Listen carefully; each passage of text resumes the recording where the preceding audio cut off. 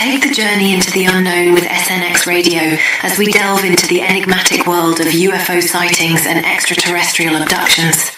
Join us for conversations with leading experts and individuals who have encountered these otherworldly beings, uncovering secrets about their experiences, contact stories, and the profound implications for humanity. Listen as we reveal the incredible narratives of those who have undergone alien abductions, shedding light on the psychological and spiritual impacts of these encounters. Explore the depths of consciousness and spirituality as we discuss how these experiences may connect us to something greater beyond our understanding.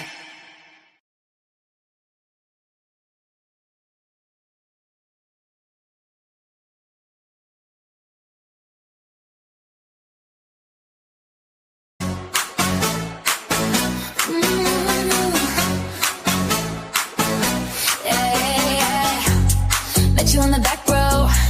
Phone screen glow, slow motion halo.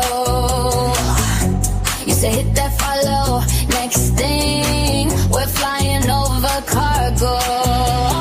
Swipe up, then we lift off. Both feet leaving this floor. Highway like a kick drum. You said you're ready for more.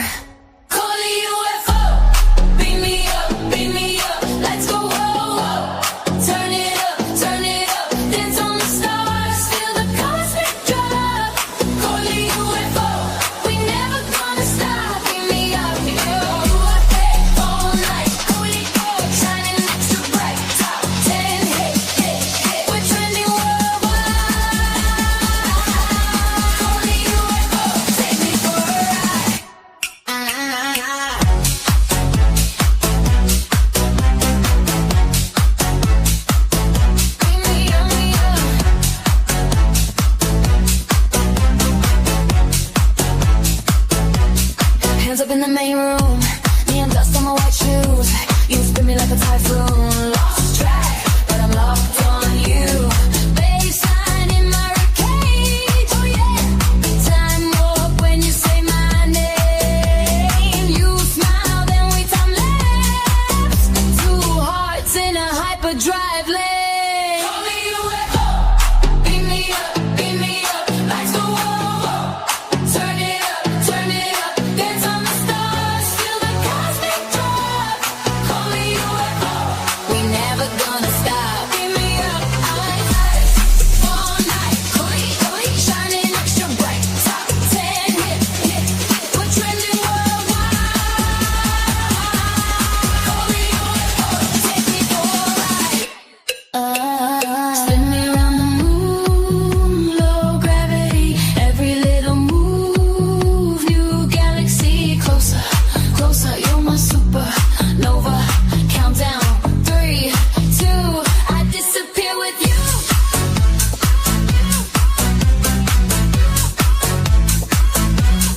Disappear with you.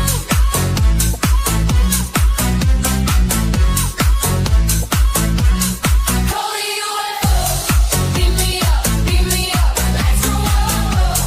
Turn it up, dance on the stars, feel the hype and drive. Call the UFO, we're never gonna stop. Beam me up.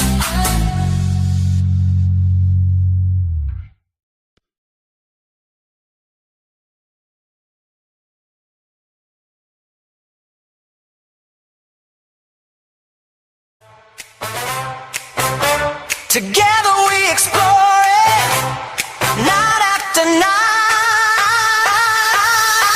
So go! Truth drive! Disclosure! Non-stop! SNX crew! Lead the way! Different views! Here to stay! James Gilliland orbs, peaceful contact shine. East City skies where the UFOs align.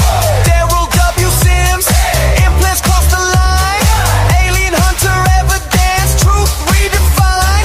Stephen Love Ray, phenomenal connections burning bright. Seth Reed Love, small town monsters, legends ignite. David Spinks energy, holding deep. Vibrations rising, awakening from sleep. Truth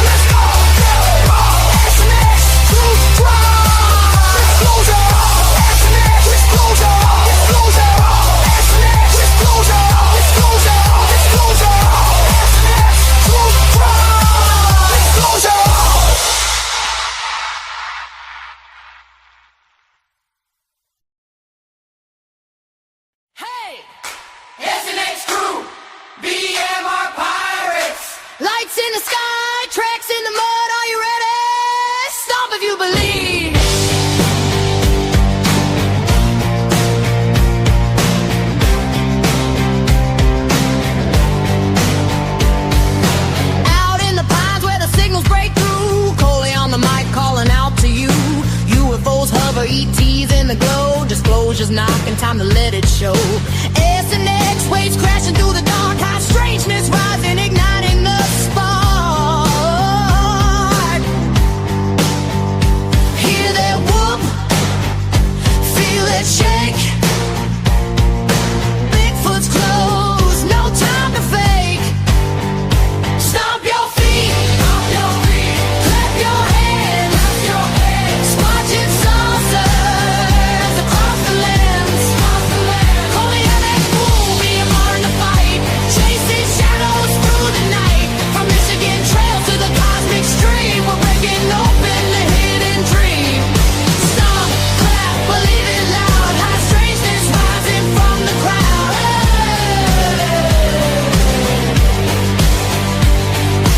Deep in the woods, eyes glowing red. BMR step where the legends tread. Vocal thunder, snort in the ear. Sasquatch standing crystal clear. Books of encounters, tales so raw. March with the bizarre, breaking every law. Breaking every law. Feel the ground shake, hear the call. Cryptids walking, standing tall. Stomp your feet, clap your hands, squatching saucers across the lands. Captain Rock, calling your phone, BMR in the fight, chasing shadows through the night. From Michigan trails to the cosmic stream, we're breaking open the hidden dream. Stomp, clap, believe it loud, high strangeness rising from the crowd.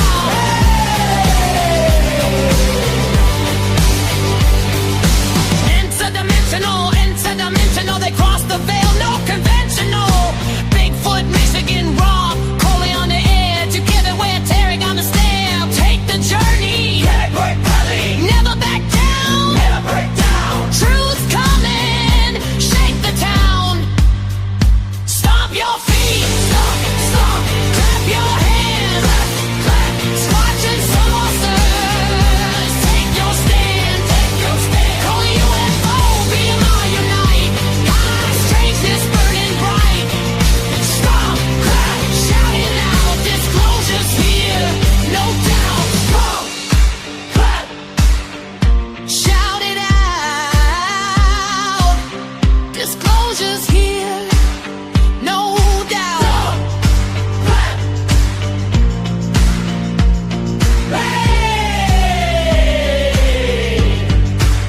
The unknown's calling. Answer the roar. Answer the roar. Answer the roar.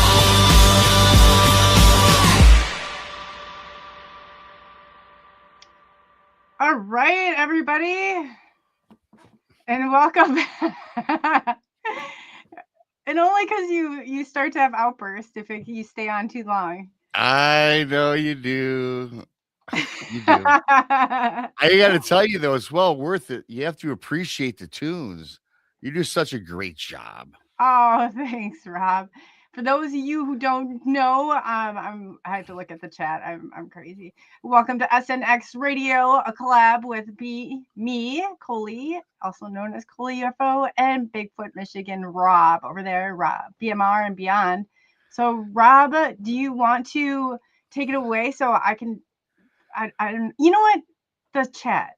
Before I get like all crazy, You go and ahead through of the myself. chat. I know, I'm dying to too, and I know you so are. I apologize. Yeah, it's popping. So I'm gonna I'll do the best I can. Kitty Catty Whack. Hey Gary, so nice to see you.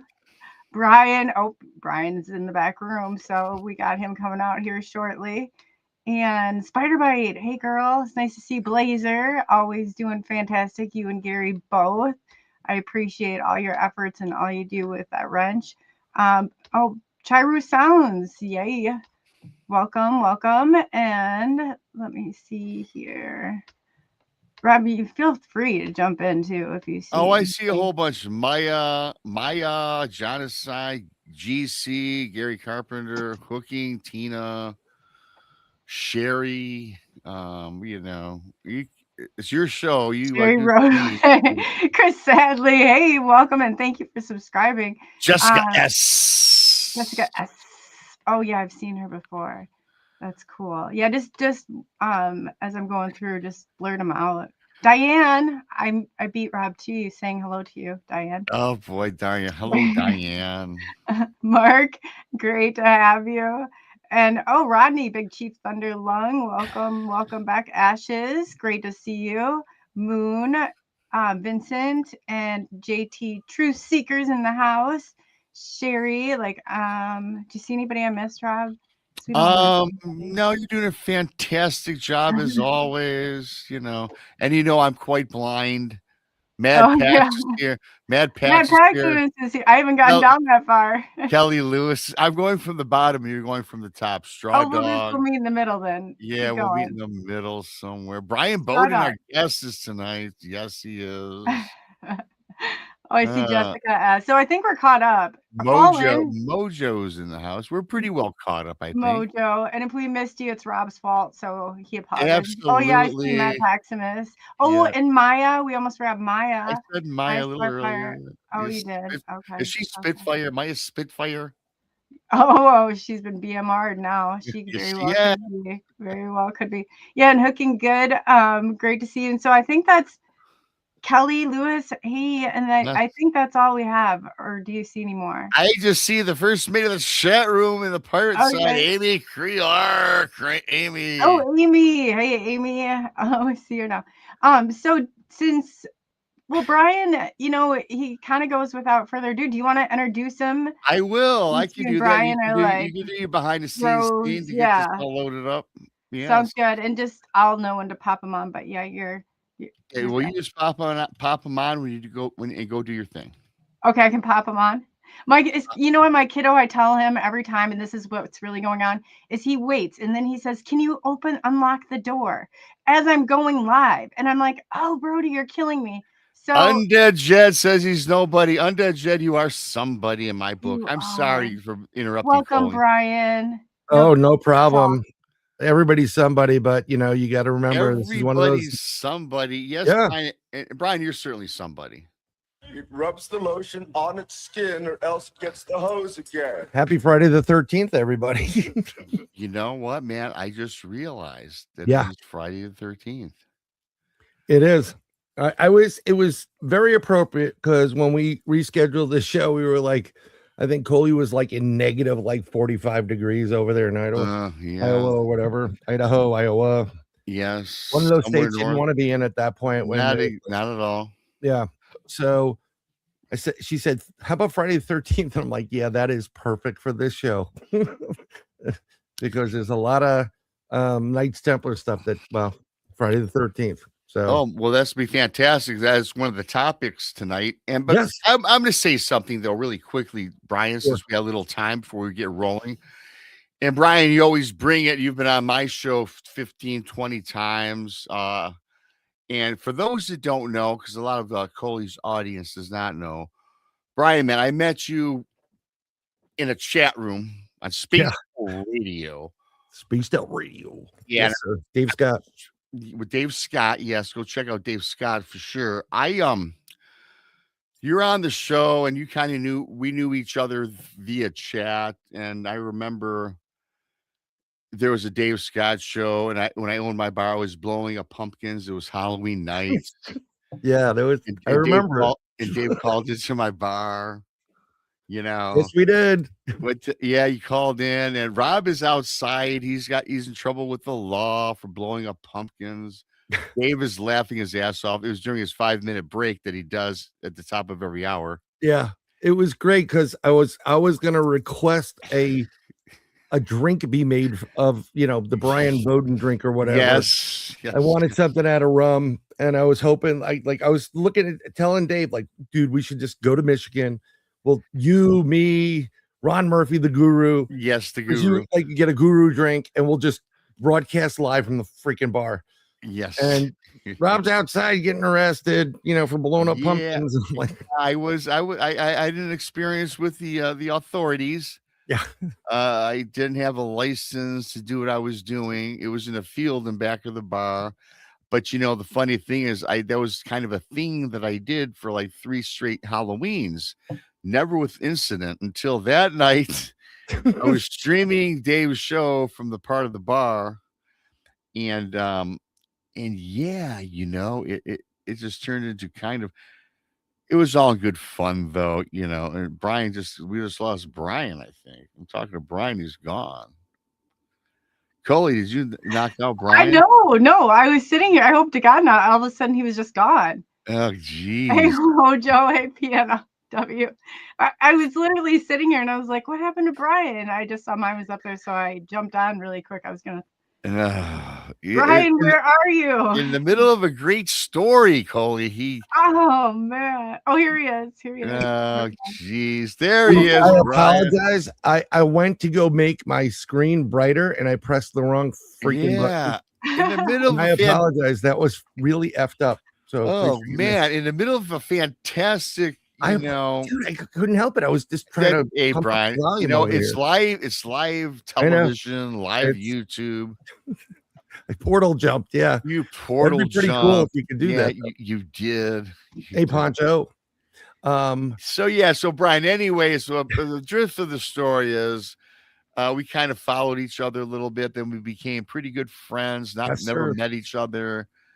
And then I met you for the very first time in September at our conference we had. Yeah, that was great. And I'm proud to say that Sir Bryan is not my friend. He's my brother in arms, man. 100%. I love you to death, man. Yep, You're 100%. Fantastic. I've learned so much from you over the years. I just want to tell you live on air. Oh, I appreciate that. I love, I don't watch many. There's way too, I forgot who said it, but there is way too many podcasts to watch all of them. You cannot do it. Yeah. Unless you've made a job, okay, we're going to give you $60 an hour to watch podcasts. I'm like, okay, cool. But there, I don't miss, I try not to miss Rob's, and Coley's. I've been checking yours out ever since being introduced to you, which is great. Thanks, Bryan. Yeah, you have fantastic one also. We're all in that. It's really weird. Everybody seems to be. We're all in that same area where everybody's really cool about it. There's some people that are so, their nose is up in the air, and my nose isn't going anywhere. It's right here. Right. We do some good stuff, especially the stuff we're talking about backstage. I try to help people, and I got to breadcrumb you because the last time I got a Facebook sentence in jail, it went from 6 days to 75 days. Oh yeah, 5 days. So now that Coley's done some time in jail, and I got to tell you, it really ticked me off because for those that follow me on Facebook in my Facebook group, I'll apologize to you guys, even though I shouldn't, because it's a Facebook thing. I own my own group. I cannot post to my group yet again. I tried to post Coley's show to my group. All I can do is post to my personal page, but anything else that's YouTube related, they say I'm spamming the interwaves. And I own my own Facebook group. That happens to me all the time. And when I post on other people's stuff, like yours and whatever. So I learned that I get the post all set up. And then when I go into BM, your group, Rob, I'll go, hey, pirates, or whatever. And then I post it in, and it seems to bypass, as long as you put something that's not the same thing as you're posting, put it hey, check it out tonight, or what's up, and then post the shit. It'll post. But yeah, Facebook sucks. I do have the time. I just don't like dicking around with stuff. Sorry, Coley. I don't know why you're apologizing to me, but you're patient. No, I swore I forgot. What's that? I said your patience is that of a toddler at times. Yes, kind of. Well, I'm gonna put the request in now. I want the BMR behind the scenes cam when you have to go away for a little. Yes. Just a portable camera with you and go here. This is what I'm doing. It's the mystery. What I'm doing. When I go like this, you don't know what the hell I'm doing. Yes. Nope. Except for when you keep your microphone on. Sometimes you keep it on. Don't keep it on, Coley. Michigan Paranormal's here. Hey, Wayne. Hey, Mr. Paranormal. Wayne.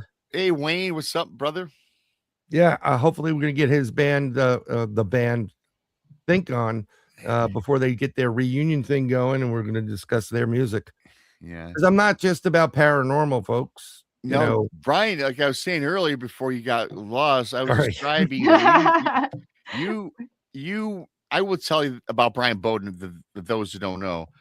Paranormal, UFO, cryptids, all high strangeness. Some of the things we're Yeah. going to talk about tonight, you really are well versed in this, and that's why I always come to you first when I want answers. And listen, man, I'm not blowing smoke up your ass. But You want a censor you button? give me good advice though. That's the most important thing. What I can roll with.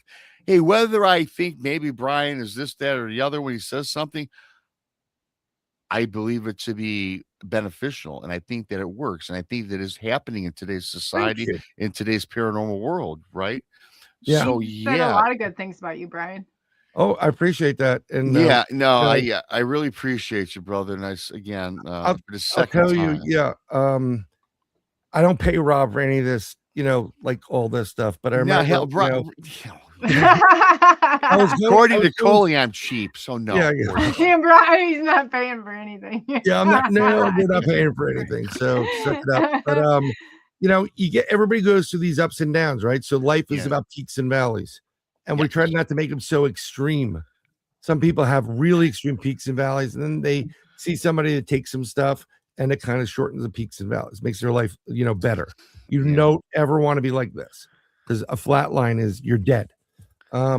But you come out bummed out and you're depressed and something's going on in your private world, like what the hell? And then you go on there and you say, hey, just say hello to people.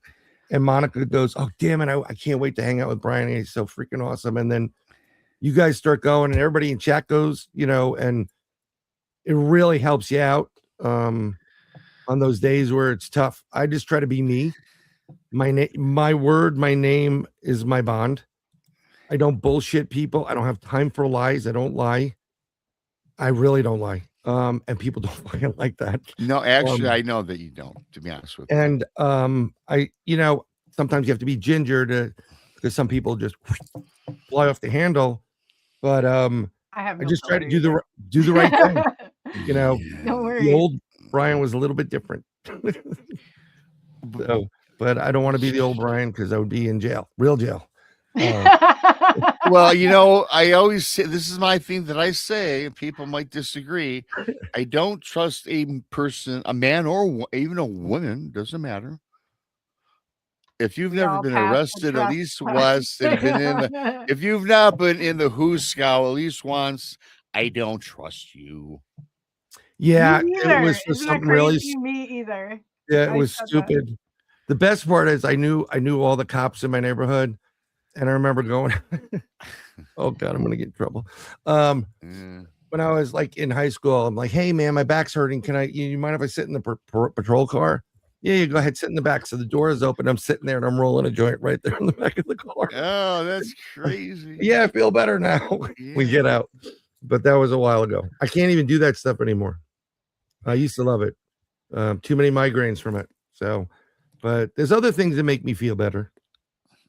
Like rum for you pirates out there. Arr, mateys. Hey, and just for people that don't know, SNX Radio's on with the BMR. We're doing the double stream thing. So if we don't hit everybody, we love you all. Thanks for coming on in. And for Coley, her Super Cat's open. And Coley, what is the name of your people that join? And I'm the Pirates. Who are you? We need a name. Burn. Are we the Coley Cats? Brian's Misfits, but I obviously can't take that. And the No, Pirates. you can't. No, I mean, know. Where you gotta like come up. it. I kind of like that.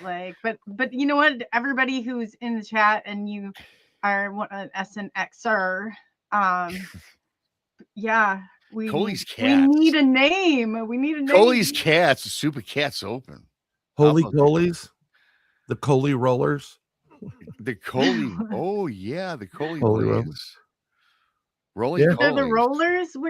Okay, so you Holy got ro- pirates, you It's got like holy misfits, roller. and you got rollers. Oh, What you are wouldn't the have wanted to cook rollers? them. They have Which ones? potatoes. You don't want. Yeah. Hey, we'll have to work on What can I that. give them as a symbolic like representation of the rollers? I don't know. I don't know. Collies Crusaders. You can do the Arr. Crusaders. That's not bad. That's not bad. Yeah. Crusaders, yeah. I mean, You know, Collies Castaways. Arr. holy shit. Castaways from the Mojo pirates. says Castaways from the pirates that want the point. cornbreaders. The That's coconuts, funny. but it gets into a little gray area. Yeah. Holy for cornbread. sure. Collies. Well, we'll come up with something, Collie. Yeah, Rob, Yeah. you told us you were going to help us with this identity crisis. I That- know. that's I will. great. I'll help you. Jay Truther goes, call it spaced in radio. Off-worlders. I kind of like that. Yeah, Off-world. Poncho says the Coley's super cats. That's kind of, I don't know. Yeah, I Yeah. don't. It's kind of wordy, but yeah, the Coley's super cat. carrots, Jason Fitch says. Coley's cares.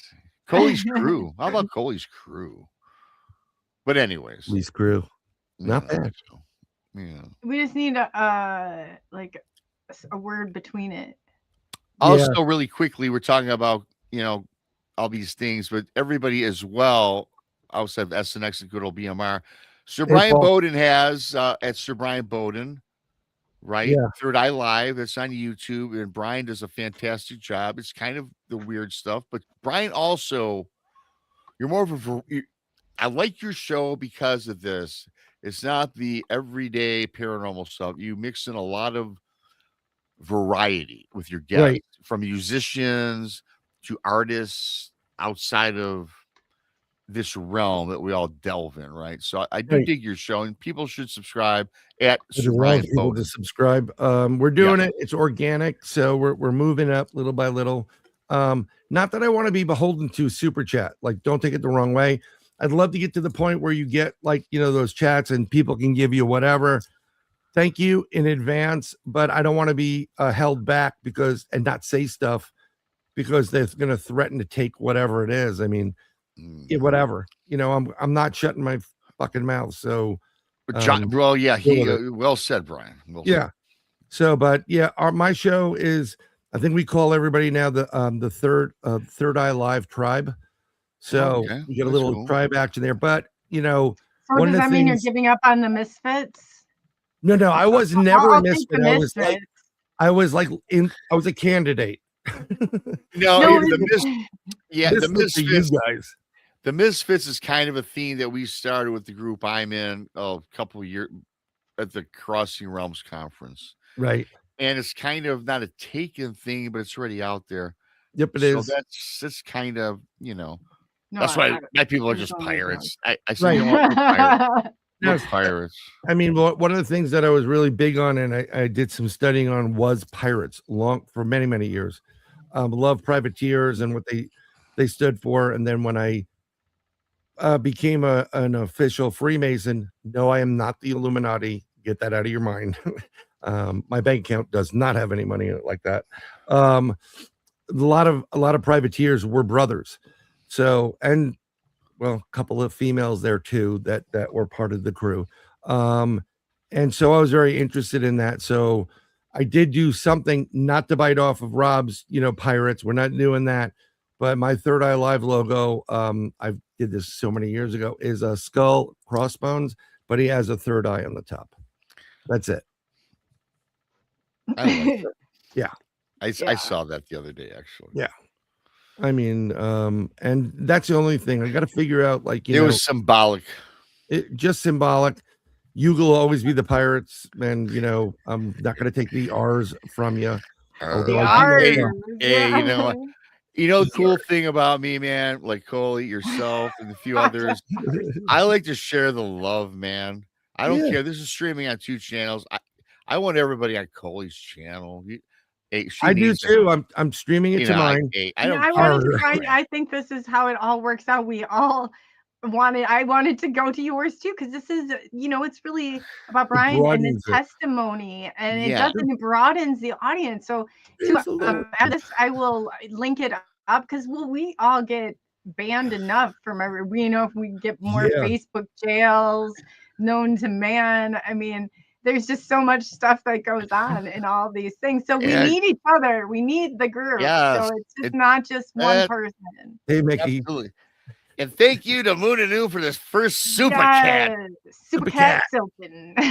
Thank you, Moon at Noon. That's awesome. How would you like maybe call them the Super Cats? Ooh, Your group, the Super Cats.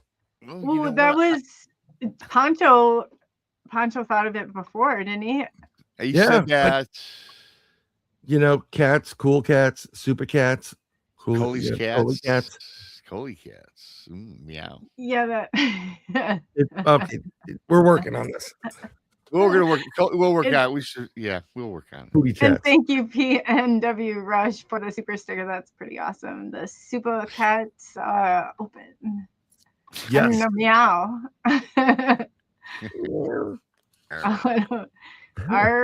Yeah.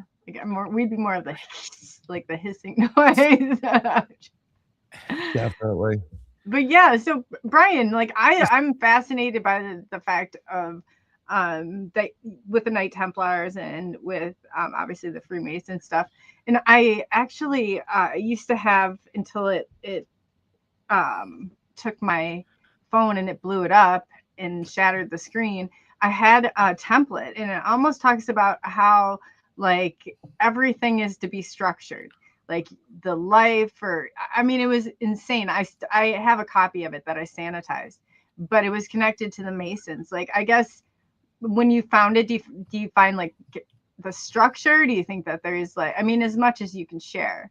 I mean, Yeah, it's I mean, really fascinating. I am bound by an obligation, and I'm not trying to use it as an out, but I am bound by an obligation. I will not violate that obligation. And every time you move up in the line, there's other obligations on top of that. But I can talk about it. I was always interested in Freemasonry. Doing some research, I thought it was like, oh, this is like, that's the group to be part of. Secret, super secret group that not really rules the world, but have been around for a long time, and everybody's a brother, and it's a really good network before we got networks. Okay. And I asked my father's two uncles were 33rd degree Freemasons in New York City. So I said, Dad, what about your uncles being Freemasons? He goes, oh, no, we don't talk about that. And I'm like, why don't you talk about that? And for some reason, it was kept very, very secret. Now, at one point, people didn't reveal that they were Freemasons. It is, you're not supposed to. Part of your obligation, believe it or not. But now in current times, you'll see square and compasses on the back of cars or other symbols that tell you someone's a Freemason. And with the adventure of the internet, that has just screwed it for everybody, because 99% of the stuff I hear back from other people that are not Freemasons and have no connection to them is 100% bullshit. There's nothing about devil worshiping in it. There's nothing about the devil whatsoever, or Lucifer. We're not this global group that is trying to, take over the world. Not going to happen. And we're not part of the Illuminati. Now, the Illuminati is what you call a clandestine organization that happens to be, some of the people associated with it in the past were Freemasons. But it doesn't mean that all Freemasons are there.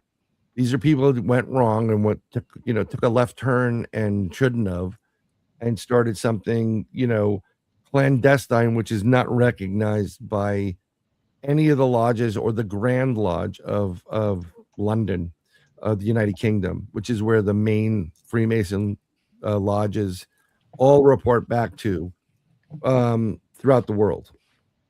But Freemasonry has constantly evolved actually. And when I joined instead of joining in New York City, where I was living in the Bronx, I joined in New Jersey, just over the bridge there, because a bunch of my people I knew that I was really friendly with were there. And they ask you, when you petition, anybody that is currently male 18 years old in New Jersey that wants to join a lodge, you go to a lodge, and it can be any place in the world. Actually, if you're in whatever state you're in, if you're interested in it, you go to a lodge, you find the lodge, you meet some of the brothers. You said, I'm very interested in Freemasonry. You know, I'm thinking about, I'd like to join. They'll invite you in. You'll have some good food. And you'll talk to some of the brothers, and then you fill out a petition. We go upstairs to the main temple and we vote on yay or nay. They investigate you first, by the way. They will go into all your inner details. We cannot have, you know, part of the requirements is you're not a criminal, which goes against what we just said earlier, Rob. Rob, Or, you'll never make it in the Freemasonry. no, it's very subjective to the individual. And then they vote on you, and then you go through the process, and then you'll get somebody that will handle your first degree, second and third degree. And after the third degree, you're just as equal as anybody else in the lodge, no matter who it is. Although a lodge has a grant. Speaking of crimes. Yeah, well, there are some individuals that have had, you know, I'm not talking about stupid stuff, you know, that they're looking for people that are, you know, really hardcore things, and they do investigate you. That's part of the fees of when you submit your application. They do a background check. It depends on where you are in the country. Everybody does it differently. Some people will come to your house. They will interview your spouse. You know, is it okay if he goes and becomes a Freemason? They want to know everything about you, because by the time you're finished, you're going to be a brother. Everybody needs to know about everybody. And it's not as glamorous as you would think it is. A lot of people that join it kind of, they're thinking it's like some super secret stuff. Like, you know, like, listen, don't call 911, call 811. That's the real number. No, there's none of that crap in there whatsoever. But so regular Freemason that you see in this country is all done on allegory. So they recreate allegory throughout a variety of different degrees, and there's a symbolism and meaning in that.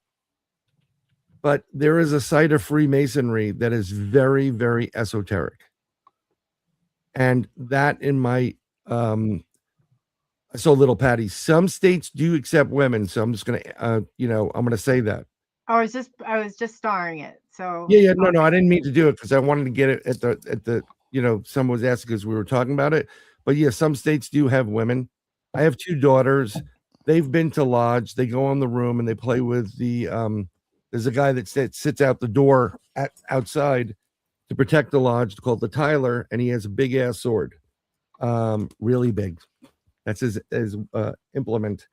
And my daughter's like, can we play with the swords? I'm like, don't hit each other. And they're Right? a good 4 or 5 feet, and they're, I'm like, don't hit the swords together. I do not want to pay for those, but some states do allow women in there. I don't know if it's a male chauvinist thing or not, but everybody that has their own view on it. There's certain things that just are uncomfortable with some of the brothers, and they don't want to do it, and they don't have to do it. But that's their choice and their lodge's choice of the state. So it's always like a grand lodge of the state that controls all the other lodges throughout the state. And then they're broken into districts. That's how it works. And then the ultimate grand lodge is the one in London or in the UK, England. But go a lot by numbers. My buddy Paul, he was his grandfather and father were Freemasons, and he was allowed to leave. He's in Canada now, but he was allowed to leave protected as long as he did not talk to, like, at that time Dateline was coming after him and like those types, so that's how long ago it is. But the way that he could break down stuff by numbers was honestly probably one of the most brilliant things I've ever seen.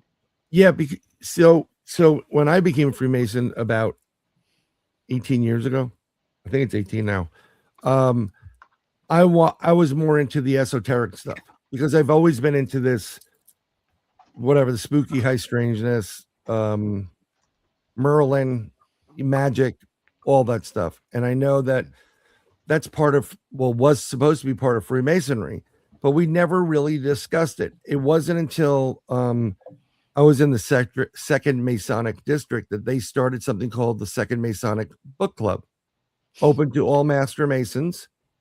And we started to discuss different books. Everybody can get them. I will tell you an author you should definitely be reading.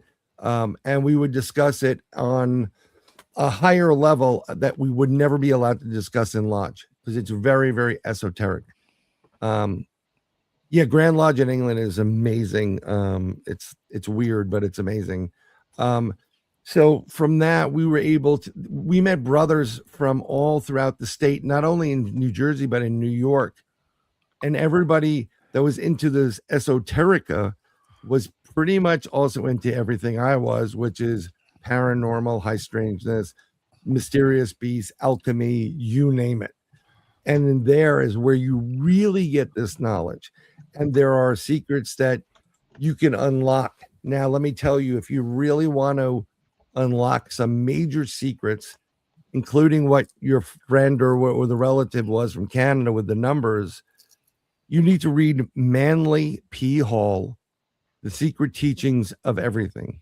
You can get a PDF copy of that online for free. Okay, throw it into your Kindle on your phone, and then you could read it. And if you have the other app, I forgot what I have, but I have one that will read it to you while you're reading. What's that cat's name again? Manly P. Hall. Let me see if I can pop him up, and I'll show you. I wrote it down. I'm pretty good at that. Manly P. Hall. Now, Yeah. Manly That P. is Hall funny. is one of those guys, has written a ton of these books. The majority of what he's written in, especially The Secret Teaching of Everything, which I'm trying to get to right now, is done prior to him being inducted as a Freemason. Okay. And what's really interesting, here it is, Secret Teachings of Everything, of all ages, Secret Teachings of all ages. Sorry, it's an encyclopedia. Now it comes in different formats. You can get it as a actual book, physical book with more of the words, but there's a larger version of it that goes into diagrams and really interesting graphics within it that go back as ancient and far as you and wide you can go. And we talk about vibration and frequency and resonance, and manipulation of energy and plasma, esoterica. So there is something I used to do. I used to drive my father nuts, but I would see numbers like 4, 5, 6, right? And he goes, "Yeah, what about 4, 5, 6?" And I would, 4 plus 5 is 9, plus 6 is 15, right? And then I say, oh, it's a 6. And he goes, "How the hell do you get 6 from 4, 5, 6?" So I tried to explain it to him that every number can be broken down from 1 to 9. Okay. It's kind of weird. Every number can be broken down from 1 to 9. 1 to 9. All of them. It doesn't matter how long that number is. So it could be 49,282. Right. 49,282 is 49. 4 and 9. That's 13. 282, you said? 282. 13 plus 8 is 18, 19, 21. 41. 2, 2, 3, 2, 4, 25, 5. It's a 7. It's really weird, but that's kind of weird.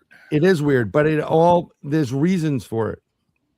And we can get into numbers, the reasons. I mean, I have this whole thing in that I put out. It's for example, I responded to another misfit, Krista from Blondes and Booze, about something. It was really good. It was her personal thing that we would talk about certain things. And I go, by the way, I sent this and it was 4:44 p.m. And 4:44 p.m. Is an angel number, and it could represent encouragement, protection, and the important trusting your intuition. And that goes back to the number, just the single number 4. Mm. Okay. It's stability, grounding, and a solid foundation. There's more to it. Do you understand? The number 5 represents change, good or Yeah. bad. So if something happens, and what happens, I don't know if you've ever had this. Do you ever see numbers like 1111? All the time. All the time. Okay, well, that's an angel number. I see 7-Eleven all the time. You see 7 In the Yeah. gas station? What's that, numbers- Coley? I see 7-Eleven, Gas right? station? Yeah. Well, yeah, 7-Eleven. it could be, yes. 7-Eleven, 3-11, and actually 11-11 always pop up sporadically monthly for me. So 1111 means you're on the right path. Okay. It also means you're supposed to make a wish, and concentrate. Now, when you see these numbers, you don't just go, "Oh, angel number, make a wish." Yeah. You have to go back to what you were thinking at the time. You may have been asking yourself a question like, "I don't know, should I buy that car or not?" And then you get 1111. I'm like, "Oh, it's 1111. Buy the car." Mm. They're telling I you didn't buy even the think car. about it like that. It's really, but this gets into the esoteric side of life. Yeah. And that's and there's meaning behind everything. There's meaning behind musical notes, because it's mathematics. It gets into mathematics and musical notes. Why do you think in the movie Close Encounters of the Third Kind you had that, right? I didn't see it. Oh my God, you've got to see Wait, this no, movie. time out the show. I know what you're gonna say, but Cole, you've never seen Close. part of the I tell you reason what, I haven't. I tell you what, I saw Close Encounters last year, and I got to tell you what, I've watched it 4 times since. You got to see it. It is actual UFO disclosure. I've been saying it for years, Yeah. decades. Well, you know how they mimic and mockery, and any YouTube, any UFO thing I've ever seen is not even close to what it is, and so I just don't bother. But I will. You guys said that. I will. Oh my God, this literally is disclosure. The guy who was set up, this is why I tell you, it was released in 1977, globally, was a global hit. And in this movie, there is a point where a craft comes in and the government is dealing with it. And the guy, Dr. Hynek, Sounds a little Hynek, who was responsible for saying no, debunking UFOs, Project Blue Book and stuff, who came up with the Close Encounters, the CE protocols. Yeah, C5. He didn't break his non-disclosure agreement or any governance agreement. He just comes out and they get a close-up of his face and he puts a pipe in his mouth, and that's it. He acknowledges its presence. That is full disclosure, that movie. Yeah, You don't need these I jackasses. think disclosure has happened. I think we are disclosure. Nobody wants the government. I'll speak for myself, but nobody wants the government tangled in like this. No, they're or not telling you anything the else, truth. No, they're not. None of They them are never telling will. you the truth. They No, they will. won't. They can't. And It although would be against the law, actually, for them to even tell you the truth. they're breaking national security, but what you may get, and there's a lot of talk about this, and I'm getting a lot of buzzes from my own little sources that are not mainstream, and I will not reveal them. But of course you won't. I can't. I know you can't. I'm kidding with you. You may get a public statement about extraterrestrials very, very soon by some guy that has really bad hair. Okay, Really bad looking- hair. Yeah. I'm going to look back a minute on this. They call him because, Orange Man. He's the president. Donald Trump. Yeah. If anybody's going to announce that, it will be that man right there. Good old Donald. I was going to ask you, Brian, because Now we need a Coley cam. Where the hell is she? No. Yeah, I was waiting for her to come up for this question, but regardless, oh boy, because I will tell you this, about 3 or 4 years ago when I started doing this in 2020, I think, or whatever. and then I really wanted to enhance my knowledge in the UFO world, this, that, and the other. And I found it to be a lot more political than anything. It just seemed like, God, it was just a mess. If you think the cryptid world is a mess, excuse me, I think UFO is really out there. Yeah. But what you said made a lot of sense because I have watched a lot of UFO flicks just to learn, and I know, and people say you can't watch a movie to learn. Well, I think a lot of this is based on something that's happened anyway. I think a lot of these people get this information, they're these big producers from somewhere else, to be honest.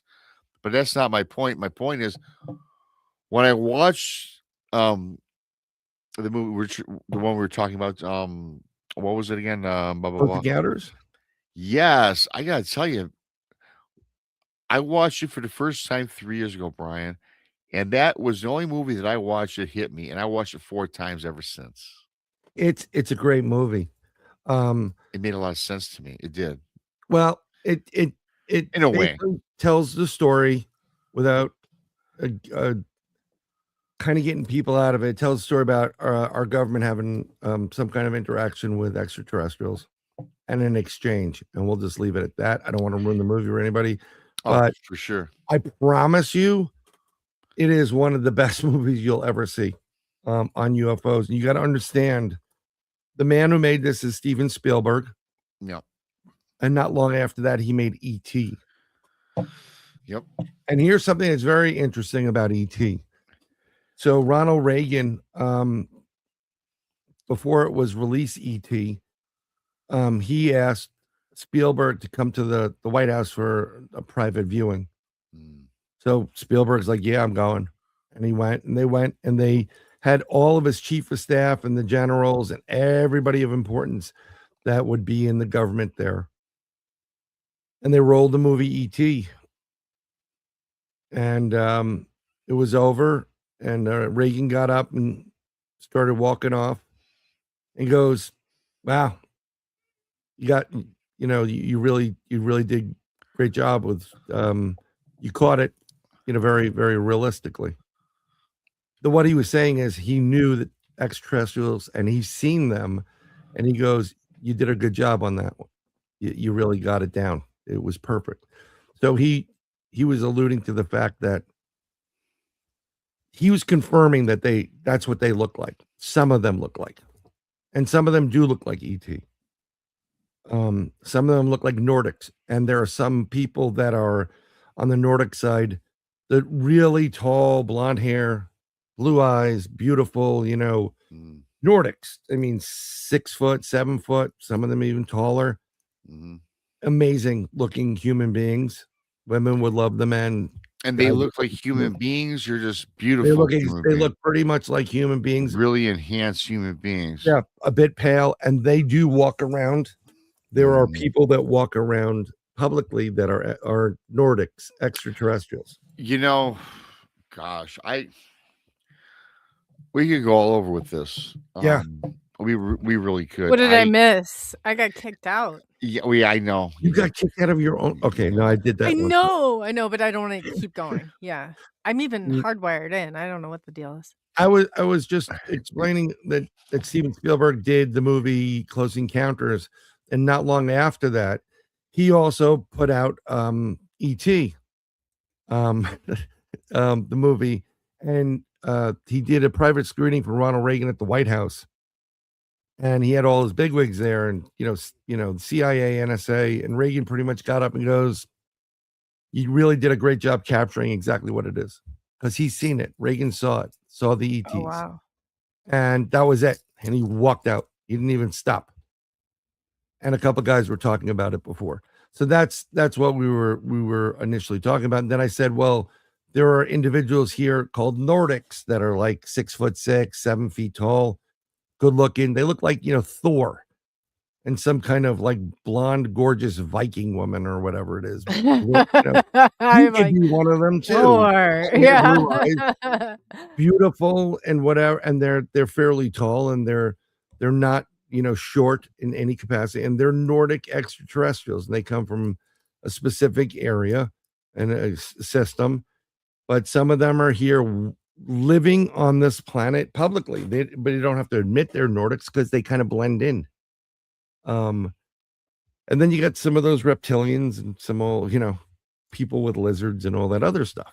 So Yes, I But, don't like the lizards. What do yeah. you think on the I guess the non-human players, or I'm not sure exactly, non-human, what they're worded as now? There's a whole acronym for them. Like, how many of these people do you think are like alien compared to? Okay. I just think that there's like a certain percentage, like they're the ones that are walk around the block every day at 5 p.m.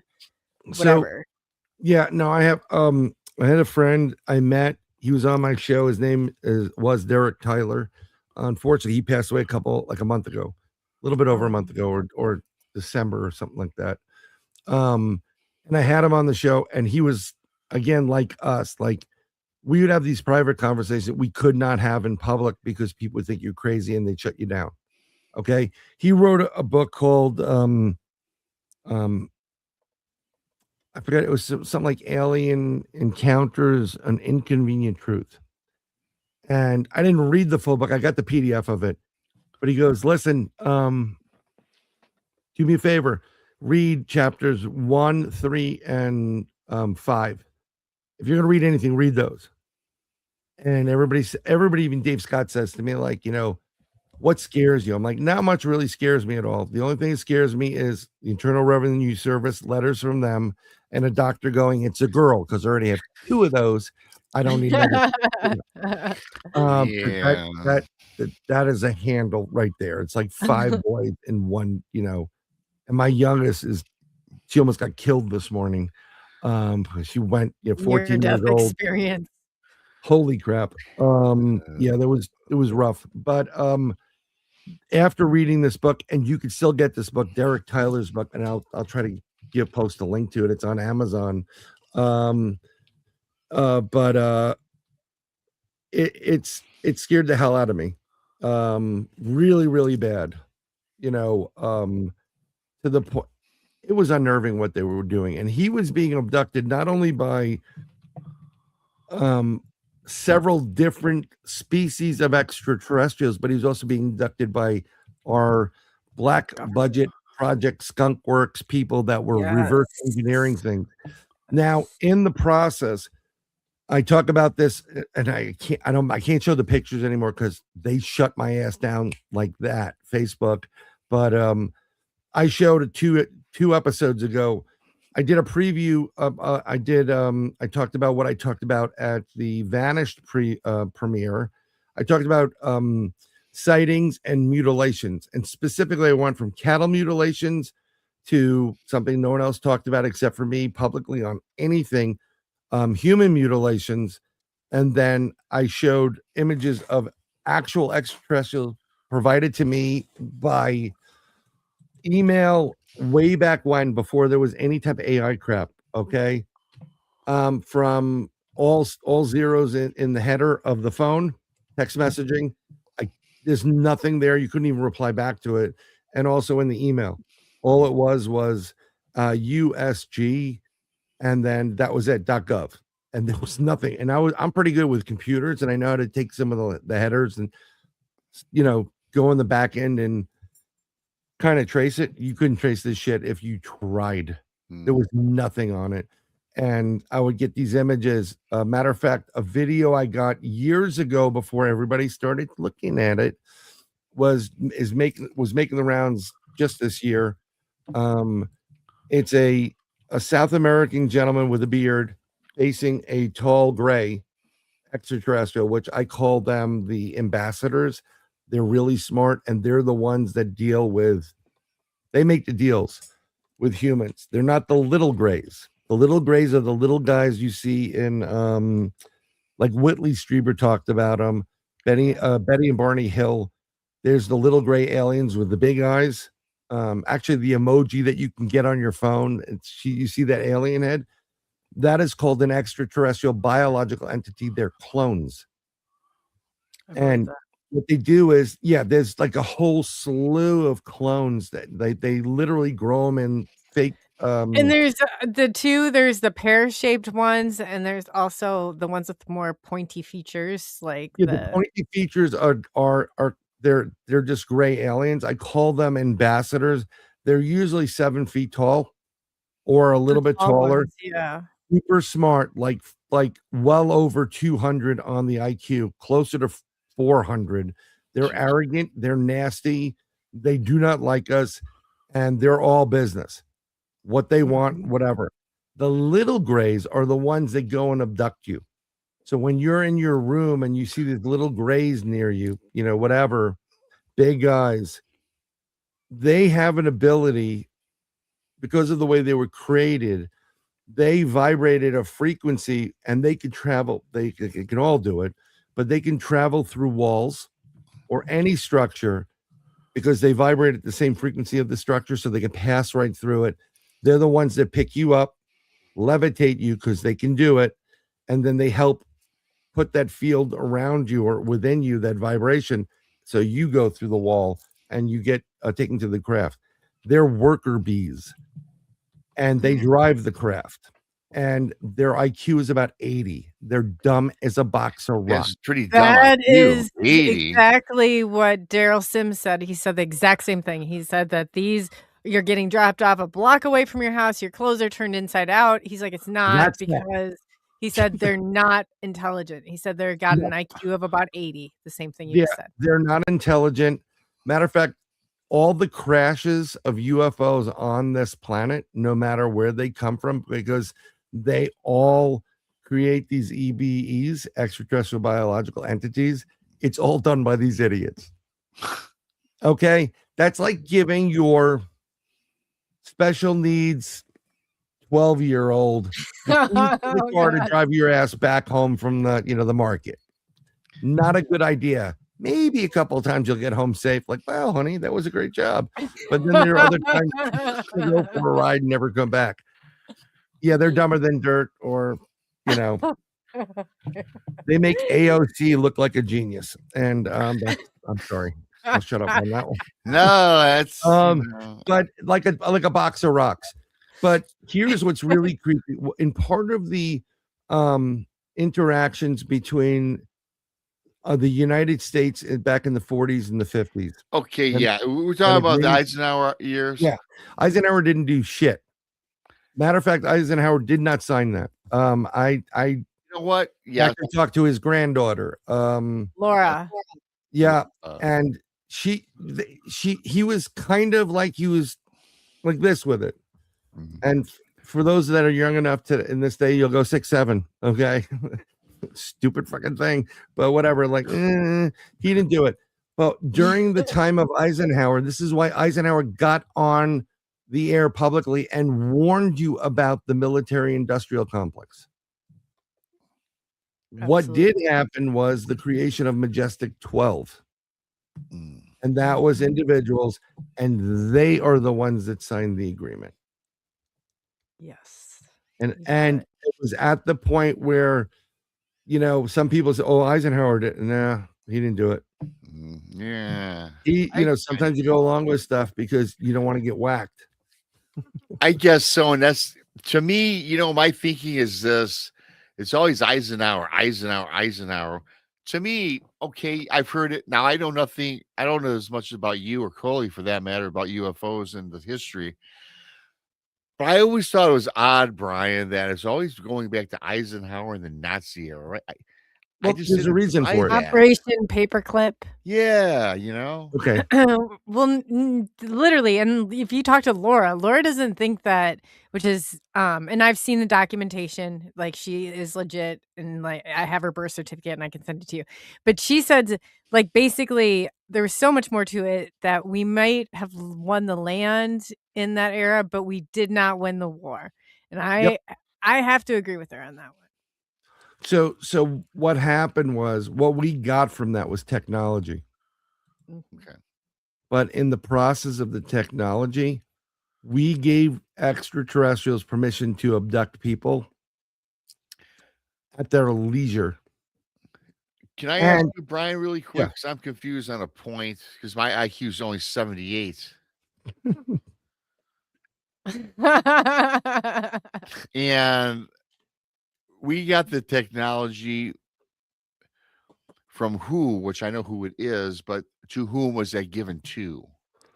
Extraterrestrials, and that the specific species will be debated for decades by multiple people. But that was given to us. What Yeah, government well, official would that be? yeah, that was done late 40s, early 50s, and the tall grays were involved in that, but there were also other different species involved with it as well, and they were given permission. They we get their technology, and we get to reverse engineer stuff, and they get to continue what they're doing to a point. We kept them in a little bit of check. But the problem is, let's go back to Nazi Germany. And great example after Operation Paperclip, where we acquired a whole bunch of Nazi scientists, or from Yeah, there. we got 2,000, and then Russia got Which- 4,000. Which Yeah, more was than turned that. into NASA. That Yeah, was turned Werner into von Braun. NASA. Von Braun was the leader of that. He was the person responsible for the technology of Nazi Germany. And he created, okay, so at the end of the war, 200, when the Nazis were done and Hitler didn't kill himself, he went to Argentina. No, he didn't. If No, you he go and did you not. watch those, there was 2 FBI agents, and they tracked him all the way, like, through Argentina, and how they, just He died areas in they Argentina. spoke German, and, like, yeah, it's just crazy. He died in Argentina along with some high tier Nazis. They were there. Mhm. What happened So they was, weren't all eliminated in that drama. That what do you call that? Those things we see on Netflix, where he got killed in his bunker no, in Switzerland. he didn't go out and shoot himself in the head, and Eva Braun. No, that Do did you not know who happen. investigated that at the time? The Russia. Russia Russia, was yeah, yeah. yeah, I know. Yeah. So yeah, Like, we I should have mean, believed nothing of that. and they have the skull and all that stuff, and there was a whole show hunting Hitler, which was great. I like And I that. know people that know all those people on that show very, very well, work with them. But so at the end of the war, 250,000 Nazis just disappeared. And literally off the face of this planet. And what apparently, or what is being reported to have happened, is then they went into the Glock, which was this round UFOs that they created, and they went to other areas, possibly to Antarctica, where the Nazis had extensive bases and deep within Antarctica, and others may have gone and jumped timelines. Robert Van Braun was responsible for the technology. When I tell you Nazi Germany was this close, they were literally under 24 hours from having long-range nuclear warheads. They would have won the war in a heartbeat. They were this close. And, it just crumbled. 1 or 2 people went, and then everything else crumbled. We got von Braun. He is the reason why we have not NASA with NASA, not a straight answer. There you go. Never a straight That's what answer, NASA yeah, is. definitely. So I forgot his name, but someone was over Wright-Patterson. I forgot it. Oh, Greenfield. Alan Greenfield, I believe it is. He went to Wright-Patterson to investigate something, and he wanted to interview von Braun. And Oh, wow. the doctor wasn't around, so he's talking to some of the other scientists. And I von Braun talked to when Earl Grey was still alive, Earl Anderson Grey. He talked about how his mom and her ties to Werner von Braun and all of that, and to underground. I mean, it's just yeah. It really is. Like, and then people are Well- like, how did that come about? I'm like, you got the Vatican. I mean, they were basically giving people new identities as they went through. Ooh. Nobody could identify anybody coming off of that Yeah. camps. You know, Red this is Cross all was by helping. design. Yeah. Oh, Vatican. yeah. There's a lot of people that have a lot of blood on their hands Oh, in general. But so Von Braun walked into the area where he was, and Rico said, "I'd love to interview you. I've been trying to get interviews with you." He goes, "Well, I'm going to lunch. Why don't you join me?" So they go to lunch, and Greenfield says, "You guys were so close to winning this war. I mean, like, you were super close. You had this technology. Where did it come from?" And without missing a beat, Von Braun goes, "We got it from them." And he wasn't talking about the angels, and he wasn't talking about God. Okay? He wasn't He was talking about the alleged ex- spacecrafts that, the extraterrestrials. You got to understand something. There are reptilians, there are insectoids. I mean, there are extraterrestrials that look like Wookiees. There's ones that look like Bigfoot. There's ones that look like werewolves. There are ones that look like frogs. I mean, there's a variety of different species from different areas and other, light years from here, interdimensionally, whatever, and have been on this planet. But the ones that are real freaking nasty are the reptilians and the insectoids. They are just not nice. Yes, they are. They, one of my friends, Chris, he's a filmmaker out of the UK. He made the movie Don't Talk About the Reptilians. And you don't want to get involved with the reptilians. It's like, I don't know if any of you guys ever saw the old show V. Yeah. Okay, that's not a joke. They are shape-shifting. They do wear masks and skins, and they've been trying to manipulate Would you and say control this V? planet. Yeah, V. Like, The TV show V. You've never seen it, have you? oh, maybe not. I saw V is for Vendetta. I didn't know No. that V was okay. So this is different. I'm gonna. What does V stand for? Visitor? V was supposed to be for Visitor, but there was 2 seasons of it. These extraterrestrials come to the planet, but they're really reptilians. Oh.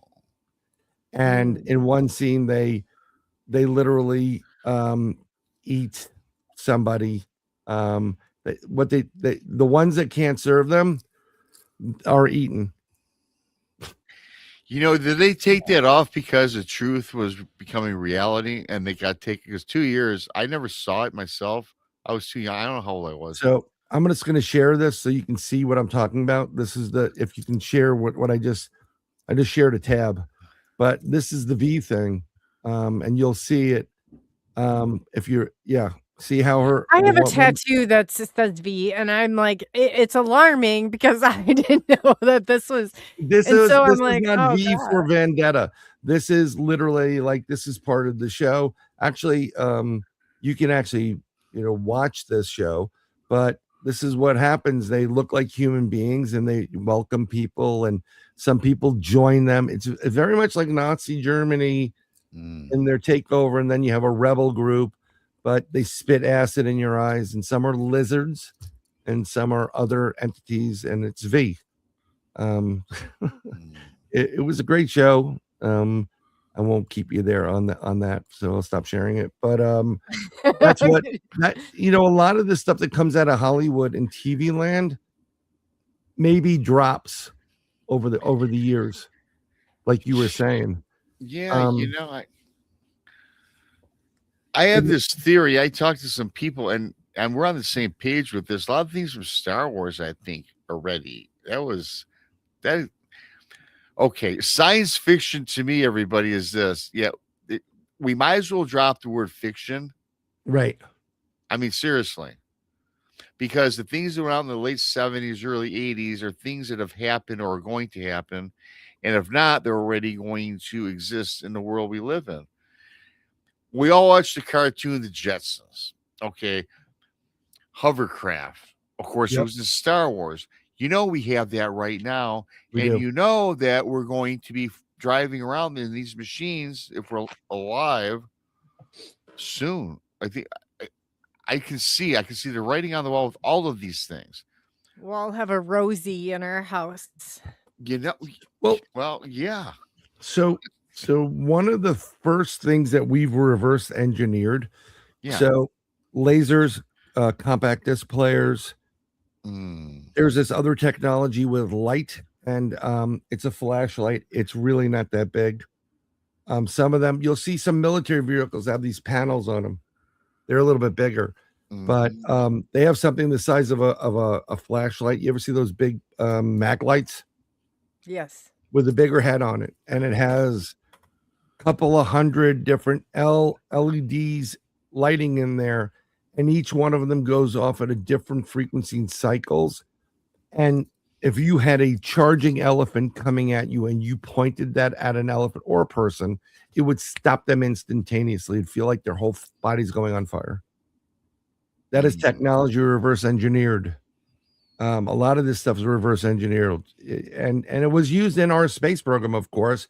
Oh, but yeah. what they did is they had different organizations, compartmentalize it. You do this, you do that, you get this, you get that. And then there's only a select small group that know what the hell it goes for, and then they put it together. Oh, that's so true. And then they change the names. It's like the Yeah. AASWAP goes to the AATIP, then goes to TTSA. It's like, come on, Yeah, you we know, need a the black TPS budget report projects and- are just Right. So one of the first crafts they reverse engineered was, and it's still available, it's being used. It's gotten better though. TR3B. Is the TR3B. Yes. And matter of fact, I don't even know if it's available, but I was talking about this, and I remember a couple years ago, whatever, October 7th, when all that crap's going on in the Middle East between Israel and Iran launched ballistic missiles into Israel. I'm watching it because it was late at night. I'm like, what the hell's going to happen? You know, it's the most exciting stuff ever. And I was like, holy crap, that's a TR3B. I knew And someone who flew one. well, that's kind of cool. He was in the Tom DeLonge's secret spelled machines, but and he had a whole backstory, but there was a group that we were all involved that got pulled in on Twitter, and he released everything. It was totally checked out and legit, but I Cool. firmly, we've Tom had that DeLonge, technology a long bullshit time. 182. Yeah, Tom DeLonge is. This Yeah. guy was the one that he wrote, and he was not a real big favor. I do not like the TTSA. I do not like their disclosure. None of them do I agree with. But this guy, he was kind of, and he sent everything. He was in it for more answers, and I think that he started seeing that towards the end too. But I agree. I mean, I'm going to my thing right now. I think I have a playlist called UFOs. On my because I post whatever I can post on my YouTube, and there should be a playlist. I can't find it right now, but in it you actually during that war they use a TR-3B to shoot down these ballistic missiles. And what was interesting is I was talking to Mr. Dave Scott, and we were talking about this on the show, Space Out Radio. And I said, yeah, they used it. It was right there, right in front of your face. And I'm like, holy shit, that's a TR-3B. And Dave knew about it. One of his contacts goes, you're going to want to watch the news. And he watched the news. He went, holy shit. So anytime you got a UFO and it's real nice and clear, that's not an alien UFO. That's one of ours. They purposely do that. Extraterrestrials have been hiding for a long while, and they're not coming out of that hiding unless they want to do that. I don't think they can interfere with our timeline. I think that there's rules to that. No, I mean there's rules. It's kind of like when you're doing something really evil, you always have to ask for permission. And if no one balks at it, then they're free to go. And it's really crazy. Everything evil that has taken place the last 5 years of our lives, they literally have told you they were going to do it, and nobody balked at it. And if Yeah, one no, person balks, I they can't did, do it. but yeah, I no, did the too. I mean, I moved to Florida to say, protect my kids from something. Oh And gosh, yeah, we could probably yeah. exchange stories. You know what? And the repercussions are endless. They really are for standing Well, up, and I people mean, don't the realize. repercussions of what I protect my children from are seen on a daily basis. It just happened to No, Vanderbeek. no, I mean, like, let's say your local community or, like, your Oh, local God. law enforcement or your city council members, like, people like that, when you speak out, there are consequences, but what you did was the right thing, and you did, Yeah. so I applaud you for that. I same thing here. Yeah, well, I'm doing the best I can. I mean, I found out a bunch of probably 20 years ago. My mom is on the phone with cousins she hasn't talked to for ages in California. And she goes, "What did you create?" I was like, "Oh, we designed and built the stealth bomber and fighter." And I'm like, "What?" And then I was doing something in the kitchen. I'm like, "What the fuck? What?" Oh, they the stealth fighter. I'm talking to my son, and I'm like, "Can you ask them where did they build it?" And she said they got on a plane in California. It was all white, and they flew someplace, and they did their work, and then they flew back home. Guess where they were? Area 51. I believe That's it. where they were being built and designed. So, yeah, there is still an Area 51, but a lot Yes. of this stuff has been moved to other areas. Wright-Patterson is a big area for all this crap. I would have to think that area. Area 51 is kind of desolate now. No, they do testing out there. They're still testing, but they own so much of the range. Yes, You're not yes. gonna see You know what I shit. mean? It's just new. It's just mundane. It's nothing big going on there today. You know what? I'd say that, but that haunted thing that I had, that voltmeter, Yeah. was traced back to Area 51. Mm, That's So, cool. I had to yeah. spray it with holy water. It about broke my wrist in two. Like, I'm convinced it was so much crazy stuff was happening that I finally had to. I sprayed it with holy water. It busted the cross when I did it. It broke and then Really? swung around. Yeah, it was like something out of like a poltergeist movie, and I was like, "Oh my Oh god." wow. I know. Yeah, What do it you was shop for crazy. your gifts? Like, what store is this? No, my buddy shows up with it at Christmas time. My buddy Tim, and he's a he's aerospace engineer for. I probably shouldn't say he works for it's around here, but anyway, he brings it and he's like, "Hey, this about burned down my house," and he's like, "It's haunted. We got it from a flea market, but it about burned down my house." And I was Well, like, there you go. Flea market. well, yeah, but Oh, that's when yeah. we looked it up. I was like, Yeah. so I think his parents may have gotten it for him thinking because he's into electronics and stuff like that. But he brought it and he's like, he's got Asperger's, so he's like, he's really adamant. And I was like, oh, that's cool, I'll take it. Like I thought at that time, hey, the cooler haunted item, but I didn't realize how crazy it was. I did not realize the control and the power that thing had. And when it literally So I'm convinced it like had me down. I reached over the car seat and I've done it a bazillion times and the seat kept going and going and I thought I was going to snap my wrist.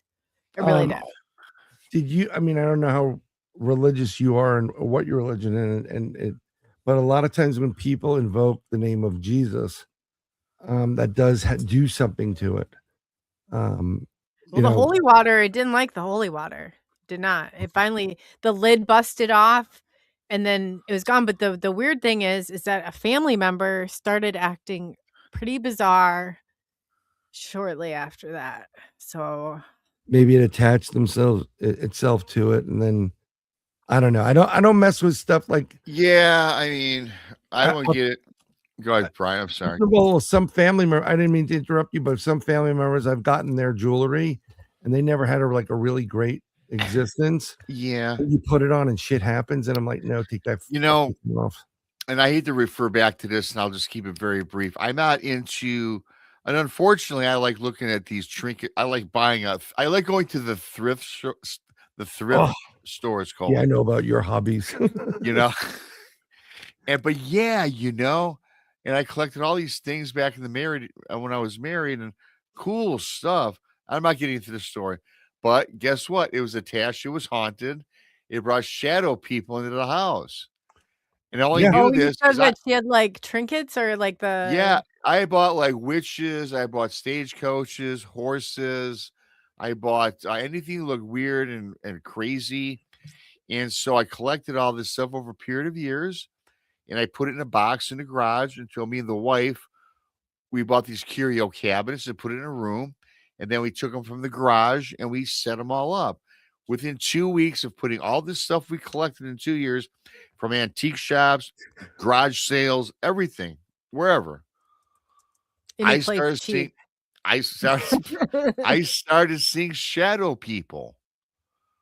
And I Yeah. didn't tell the wife. And then I was thinking I was going crazy.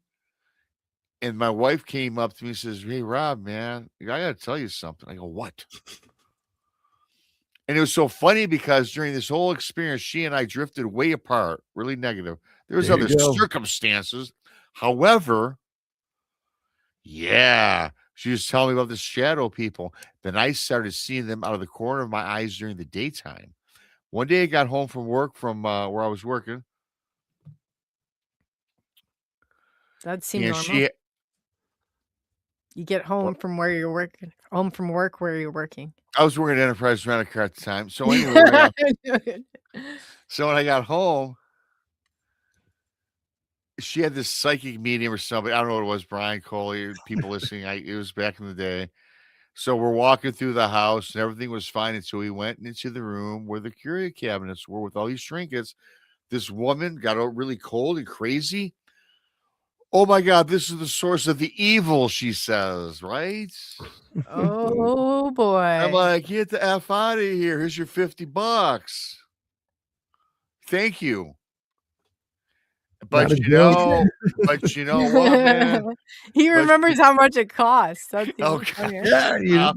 But you All these stop years it. later, the $50. Stop. $50 later. Yeah, I remember. Get out of my house, you freak. Yeah. Um, I grabbed the wife's Overpriced. checkbook. Yes. I So will. anyway, bottom line is I saw the shadow people, got rid of the objects finally, put them in the garage. They went away until I discovered the shadow people later that spring in my garage. So again, what I'm saying is, long story short, these things are all attachments from the past and from other places. We don't know where they come from. We Well, don't know what's put on them. And if you buy this stuff, I'm a firm believer. Don't buy it or get it cleansed. Take it to whoever. And am I right or wrong, Brian? I don't know. let me tell you something. Every person that you have a co-host with, Monica, Brandy, Krista, when they co-host and you tell one of these, they're like, "What the F are you doing? Stop buying garbage from," because they know it's the truth. If you know what, there are some really beautiful things out there. We have a place called Oh, Faith tremendous. something around the corner from here where, when grandma and grandpa pass away or whatever, you want to sell the place, they'll come and pick up your furniture and they sell it to help their church. Beautiful. There's some beautiful pieces in there, but when you walk through and you touch, like, wow, this is beautiful. And especially if you have some gift, I've touched some shit and I'm like, stay the hell away from that cabinet right there. You can feel it. But this goes back to, let's go back to the jinn who were walking this earth before God said, "Let there be light," and made man, and then took a rib and made a woman. Happy Valentine's Day, everybody. And Yeah, right. they believe in something called the Arabs or Middle Eastern Muslims believe in the jinn, DJIN, I believe it's spelled. These are entities that have prowled the earth and ruled the earth until God said, "F you, we're putting humans there." They don't like us. Those are the beasts, or what they call the demons, that helped build Solomon's temple when he had the ring and he was controlling them to build the Temple Mount in Jerusalem, right? So the whole thing about a genie lamp, right? Where do you think the word genie comes from? It's jinn. The jinn. They That's from the they from get the locked in a lamp, That's or from they get locked in that cabinet you bought from the really sweet old lady on Route 7, didn't tell you that, "Oh, by the way, I practice black magic and I put something into your cabinet." Well, But do you know, we just the other night had Patrick Cross on, and he's the paranormal, and he had a Yeah. haunted guitar, and I said when that thing, he lit it on fire, but he said a guy pulled up and ran up and grabbed it out, and I was like, "Did you stop him?" And he's like, "No, that thing was gonna jump," and it like, I mean, he was very honest about it, but I was like, "What do you do?" Like, I get that's crazy. yeah, I mean, guitars would be a little bit tough. I love guitars. Yeah, I well, I picked know. up Yeah. many guitar from being But, like, just victimized not on the street. telling people that there's a haunted item or that, like, I guess disclosing, like, you see if I saw that voltmeter box take off, I don't know as if I would have stopped it either. I would have been just probably like It's this, it's intriguing, but this goes all this stuff is very intriguing. It's like, wow, that's kind of cool. I mean, it's really bad and freaky, but it's kind of cool. Can we put something around it? There are people that are skilled enough and know the true form of magic and protection and other things that can put something around it to contain it. But once these things have an opportunity to go bing and get out, you're not going to contain it. Yeah. And then you have some major league problems. Like when you said you and your wife were getting nasty to each other, that's one of the major signs that something ain't working. Well, not only that, it was, hey, well, not only that, she was doing shitty at her job. I was, Yeah. They I thrive. was off losing of my shitty. damage waivers. Sales were floundering. That's what I was These- selling at These Enterprise. entities survive off of bad and shitty. And they're not even like, when Right, people you start said talking it, about so we have to demons, skip past us. Because you said it, and I'm in tears over here. So, we all I apologize. I think I've got my but composure Brian, back. no, she's doing shitty at her job. That's what they do. They it make your just life sucked. It miserable. was a bad time. It was just, it was Everything. everybody I know. A lot of people died. Like 2 people died in like 4 months. Oh, it's the more the merrier for these things. Yeah, They can take out as much as possible. And I gotta tell you, I was really scared. I really was. I never told the wife. I had this room. It was darker than dark, Brian. And there was now the back wall was all a mirror. I put up these mirror tiles to make the room look bigger. So you had a black or dark room with mirror tiles on only one I had wall? a room, but I could shade it out with these shades, right? That made it really dark. And then on the back wall, I tried to figure out what to do with it. So I put up all these mirror tiles. Very 70s of you. Keep going. Very, yes. Where did you put these mirror I tiles put at? Chad On one of the Carpenter back walls, I had a tiles. square room. Yeah. I reconverted a garage, an oversized 2-car garage, into my area. Oh, I bet. you have And a on hot the far back wall was all mirror tiles. You have a because water I bed thought there it looked too? cool. It looks so cool, you guys. Especially with it just looks badass. So again, getting off of my getting out of my creative artistic design. I'm sitting in this room, and I swear it was dark in the room because I had these shades that were blacking out everything. Very dark. So I'm sitting in there. It's where I used to go just to be by myself. And then the darkness of the dark from the back mirrors, something exceeded the darkness, which was darker than the darkness. And it was a humanoid figure. And it went from the ground to the top, and this was a 12 foot in length from the ground to the top, and it was huge, and it started something coming toward me, and then it kind of disappeared. And I got to tell you, man, and I saw it like every other day in there. I stopped going in there. How around what year was this, if you remember? Oh, jeez. It was a long time ago. I was like 26, so that made me, I don't know, 90 something. 90s. It was not 2000 yet. It No. was getting close, right? Yep. In, Get near close to Michigan. Y2K. It was in Michigan. Yeah. How close are you to universities near you? I went to school 45 minutes north or west, and then Okay, there but, like, was major. and across from me was a Catholic church, by the way, which is crazy.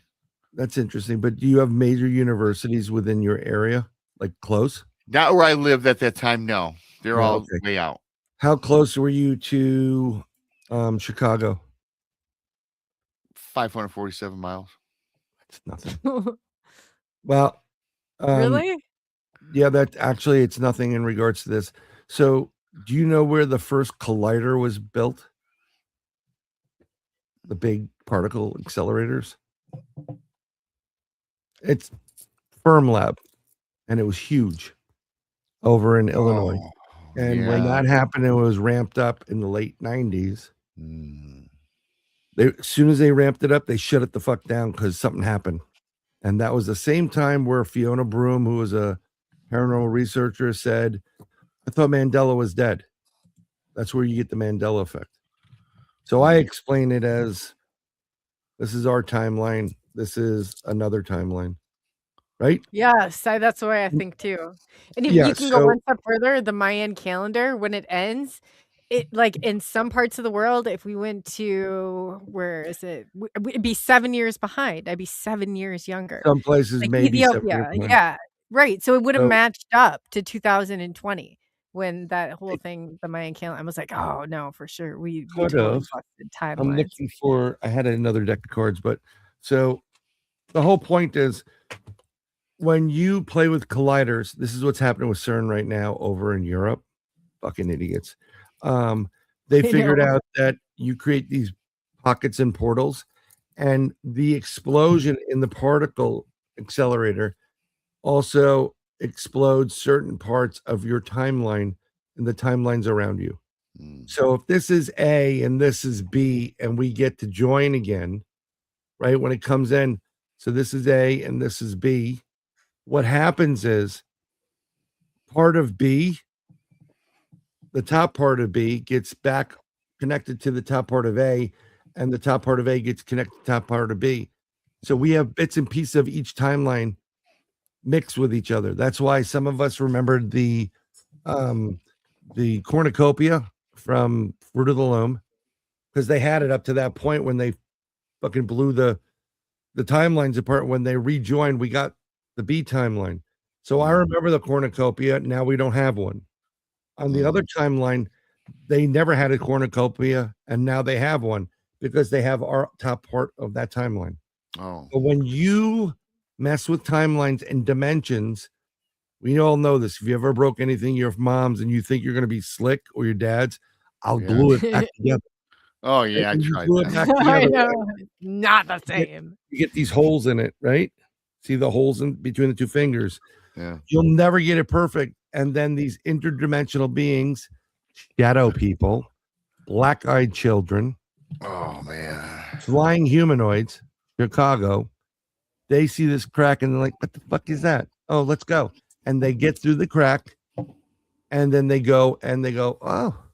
Mm. And they start getting people, and as soon as the fear kicks in, because they eat fear. Fear is their energy. They Yep. Oh yeah.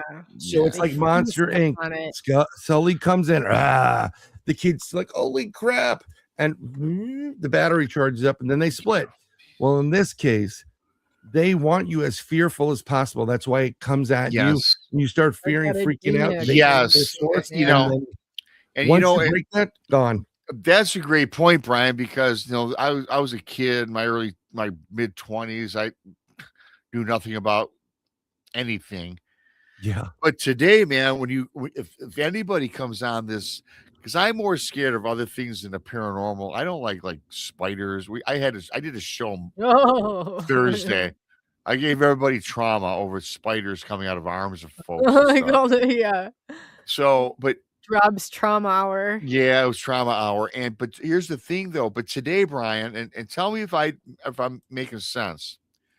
Right. If I am ever getting accosted by something that I think is maybe nefarious, let's call it. And instead of showing the fear and showing that you're scared, you have to, I don't want to say attack it, but you have to hit it head on and say, get out of here. I don't Okay. want no part of you. Is that 100%. wrong or right? No, that's right. If you're a spiritual person, whatever your spiritual God is, Yeah. or the higher power, some people invoke Archangel Michael. I love Michael. Have my own little relationship with Michael. I have a relationship with Jesus. I have a relationship with God. You got to go head on with it, because it lives on fear and worry, right? And if you're not fearful, it's like, oh shit, I'm done. And then they got to go. My very first experience with a shadow person was crazy. It was before, many years ago. And almost 2 decades ago, over 2 decades ago, I was part of a group that would meet up in New York, Yonkers, New York, once a month, and we talk about all this weird shit. And it was really interesting because, you know, the reason why I got to this group is someone made me a bet I wouldn't go. And I walked into this group and I was like, holy shit, this is like a live episode of the X-Files with all those people sitting in the gym talking about some crazy shit that happened to them. But because of that, I became very good friends with a bunch of people, very famous people. One of my friends is Rosemary Ellen Guiley, who is an amazing researcher, investigator, author, investigator, good friends with John Zaffis, wonderful woman. Probably one of the best in the paranormal fields ever. Unfortunately passed away though. So the night before that, this was Tuesday going into Wednesday, my other half went to bed and we shut off all the lights in the house. We never kept lights on. Why the hell do I want to pay that electric bill? Now I knew my dad was like, who turned those lights on? Well, you know, shut the fucking light off. You know, it was really expensive in New York, right? So she's sleeping for a while and I'm using the restroom before going to bed. And before I get out of the bathroom, I shut the light off in the bathroom and I wait, and your eyes will adjust to the dark. That's what happens, right? So my eyes adjust to the dark, and we have some lights. We don't have like heavy covering over the windows. And we, you know, it's in New York City. So you kind of the outskirts, one of the boroughs, and you get filter from the highway that's near me and some other lights. So it does lighten up enough where you can kind of see in the dark. So I go out of the bathroom, I walk down the hall, and my door is right there. And I open that door to the bedroom, and standing in front of me, just like Rob described, blacker than the black, that was this space, was a head and these two shoulders. I'm 6'1", it was about 6'6", and I was like this, and I went, oh, and I just took a shot at it. I'm like, what the hell was that? And when I walked in, and you had to walk in and then go to the right to where that's where the bed was, I saw this other being leaning over my wife at the time there. And I looked, I'm like, oh, hell no. And I ran right at it. And I swear to you, I will swear that I heard it say, oh shit. And then it went, and it disappeared. I'm like, what the fuck is going on here? Right? I was like bugging out. My dog didn't do shit. He was just lying in bed, whatever. And I'm like, dude, what's Spuds McKenzie? Why don't you do something, right? Yeah. The next night, Rosemary comes in and she's talking about the jinn. And the jinn are, like we just discussed, they've been on the planet. And basically, they can transform themselves into anything they so desire, because if it fucks you up, that's in their best interest to get you out. They can pretend to be demons, monsters, you name it, whatever it is, and they will go after you. Okay? Because they don't like human or man. Not like man versus female, man as in mankind, because God screwed around with them. So Rosemary starts talking about the jinn and shadow people, and I said, there are no coincidences. She, None. Yeah. And I'm like, none, man. I don't believe in that at all. Yeah, the first ever experience I had with a shadow person, I said, Rosemary, was last night, the night before coming here, and I literally went at one. And she goes, yeah, there are no coincidences, which I knew that already, you know. No, it's so funny, man. Yeah, we could go on. Well, there was somebody there, Valdo De Beers, who wrote Deja Vu is when your various timelines cross. That is correct. Deja Vu is you connecting to your other timelines. Here, I'm going to give you another little one.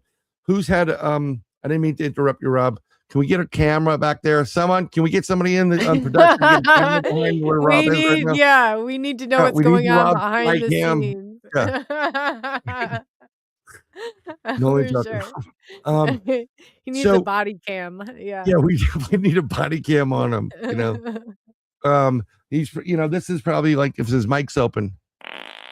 What's going on, Rob? What's going on? I'm joking. But I have all the sound effects. Well, on top of everything, what don't you do, Bryan? I mean, you're I just do everything. Like I love we just joking around because we don't censor anything, like, you know, that like, well, he's such a asshole or whatever, you know, you just throw it. But if you've ever felt when you're sleeping like you're dropped in a plane or on a roller coaster, that feeling and your stomach drops. Yes. Okay. What's happening is when your body and your outer body is coming back into your body. And it does that. That's the jolt. So when you feel that, you were out of your body prior to coming back. And we do this every night. Everybody gets out of their body every night. And they upload to source. And then they get downloads for things that are going to take place within a certain time period thereafter when you wake up. Glad you could join us, Rob. Yeah. Yeah. We heard your mic open. I was looking for the BMR dash cam. I'm only playing around with you. Yeah. So just so you know, that's when you sleep at night, you connect to source and you give an upload. It's like uploading to the cloud. And then they look at what you need to do for your next part of your path. They will download certain things to you. And sometimes you kind of have a vague memory of what they want you to do or what you've done. And they'll give it to you in a dream. Or if you wake up and you have a real experience where you say, Coley was here with Rob, and we were drinking shot after shot after shot, and she was wearing, you know, and you can go into all the detail, then you actually did that. There are dreams and there are experiences. Well, you know what? I don't want to get started on that. You know about my poker playing experience. The poker? Well, yeah, I remember that. When I was in Vegas, and I wasn't in Vegas, I was home. Yeah. Oh yeah. Oh yeah. Rob What's your does take catch on that, over Bryan? everything. I heard about that. Yeah. Say it again. Say that again. Oh, Sin City. You thought that he was that like sitting around at the table with the devil? Or Yeah. what? Well, he had her body. He was there, and he was actually doing it. Because when you're there, there was a reason behind him doing it. He had an experience, not a pleasant one, a certain part of that, right? Well, no, not at all. Right. And he needed to have that dream experience, and others needed to validate the experience, so he got it. And that's why people saw him and they say, oh, your brother was just here. Yeah, for people who don't know, I'm not going to tell the story. I was having a dream about playing poker with the devil. Yeah, He took me to the Lake of Fire. And it was this place in Vegas where I frequent quite often for like a decade with actually my brother and sister-in-law. And they happened to be in Vegas. And then I woke up in this cold sweat. I immediately did a show just to tell everybody and report on it because I was really frightened. I happened to go live, and my brother see me go live, and he sends me a text. Are you in Vegas? You're not in Vegas. You're doing a show at your house. So they went to the casino that I was allegedly at in my dream. It was the Flamingo in Las Vegas. And two people, a bartender and the dealer of the table where I was allegedly sitting there playing cards with some creepy guy, ID'd me. It's playing cards. They told my brother, I just saw your brother leave out of here. You lost a big hand. It And I wasn't the was guy like, off Pawn Stars, right? no, it was not. It wasn't Rick. Wasn't And Rick? I You weren't selling and something in the shop. so I told Brian this, and he says I was there. You were there. So I was trying to practice the art of astral projecting, which I'm almost there. And you know that, Brian. I've Yeah, you gone are. places. Yeah. It's very interesting. You were on a path that was going to take you to a place that you really it wasn't going to be a good thing. But you needed to have that experience to say, I got to back off a little bit, change my direction and my the way I look at things. That was just like what was weird is 2 years ago. I think it's 2 years. I mean, like as you get to a certain point, every fucking year seems like last year. There's a lot of weird shit happening. It felt like satanic stuff and evil, and you could just feel it in the air. And I was talking to a guy on TikTok. What I do in TikTok and Instagram is there's no way to really save it. It's too much of every time you try to press something to get the link to save it or whatever, it always got fucked up. So what I usually did was hit the plus button. So I followed them and I tried to heart something of theirs so that if you catch them again or you look at somebody up, you can see it. Long story short, the name of the person that I don't even remember talking to this guy called Astar, Astar. And he was a Middle Eastern guy, and he looked not like a nice guy. Actually, when he popped in, just prior to him popping into that like a chat on Instagram, on TikTok, the end of the 3 digits at the end of my email were 666. My car's odometer was 666, and there was another 666 someplace else. And then this guy pops in and he says something to me, and I kind of have a chat with him, like, I don't really know what you're talking about, whatever. And said, "Oh, you're a friend of somebody." I'm like, "Yeah, I am." And then the next thing he said, he was Middle Eastern. He goes, "Well, you're basically tells him he's going to cut my head off." Yeah, go figure. So I'm like, okay, that's You kind win of some, you effed up. lose some. Yeah. So that got immediately reported to people I know within the government. But after that, again, 666 all over the suppression. My friend calls me up and goes, "You need to start praying. There's attacks taking place. You're being attacked." And I'm like, "Oh, okay." So I do my prayers, whatever it is. And I said, I need a break from this shit.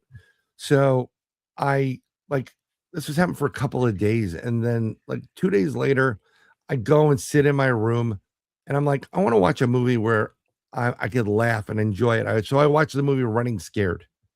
It's with Billy Crystal, Gregory Hines. They're 2 cops. It's a comedy and a drama. It's freaking awesome. And there's this scene where it's about 10 something at night.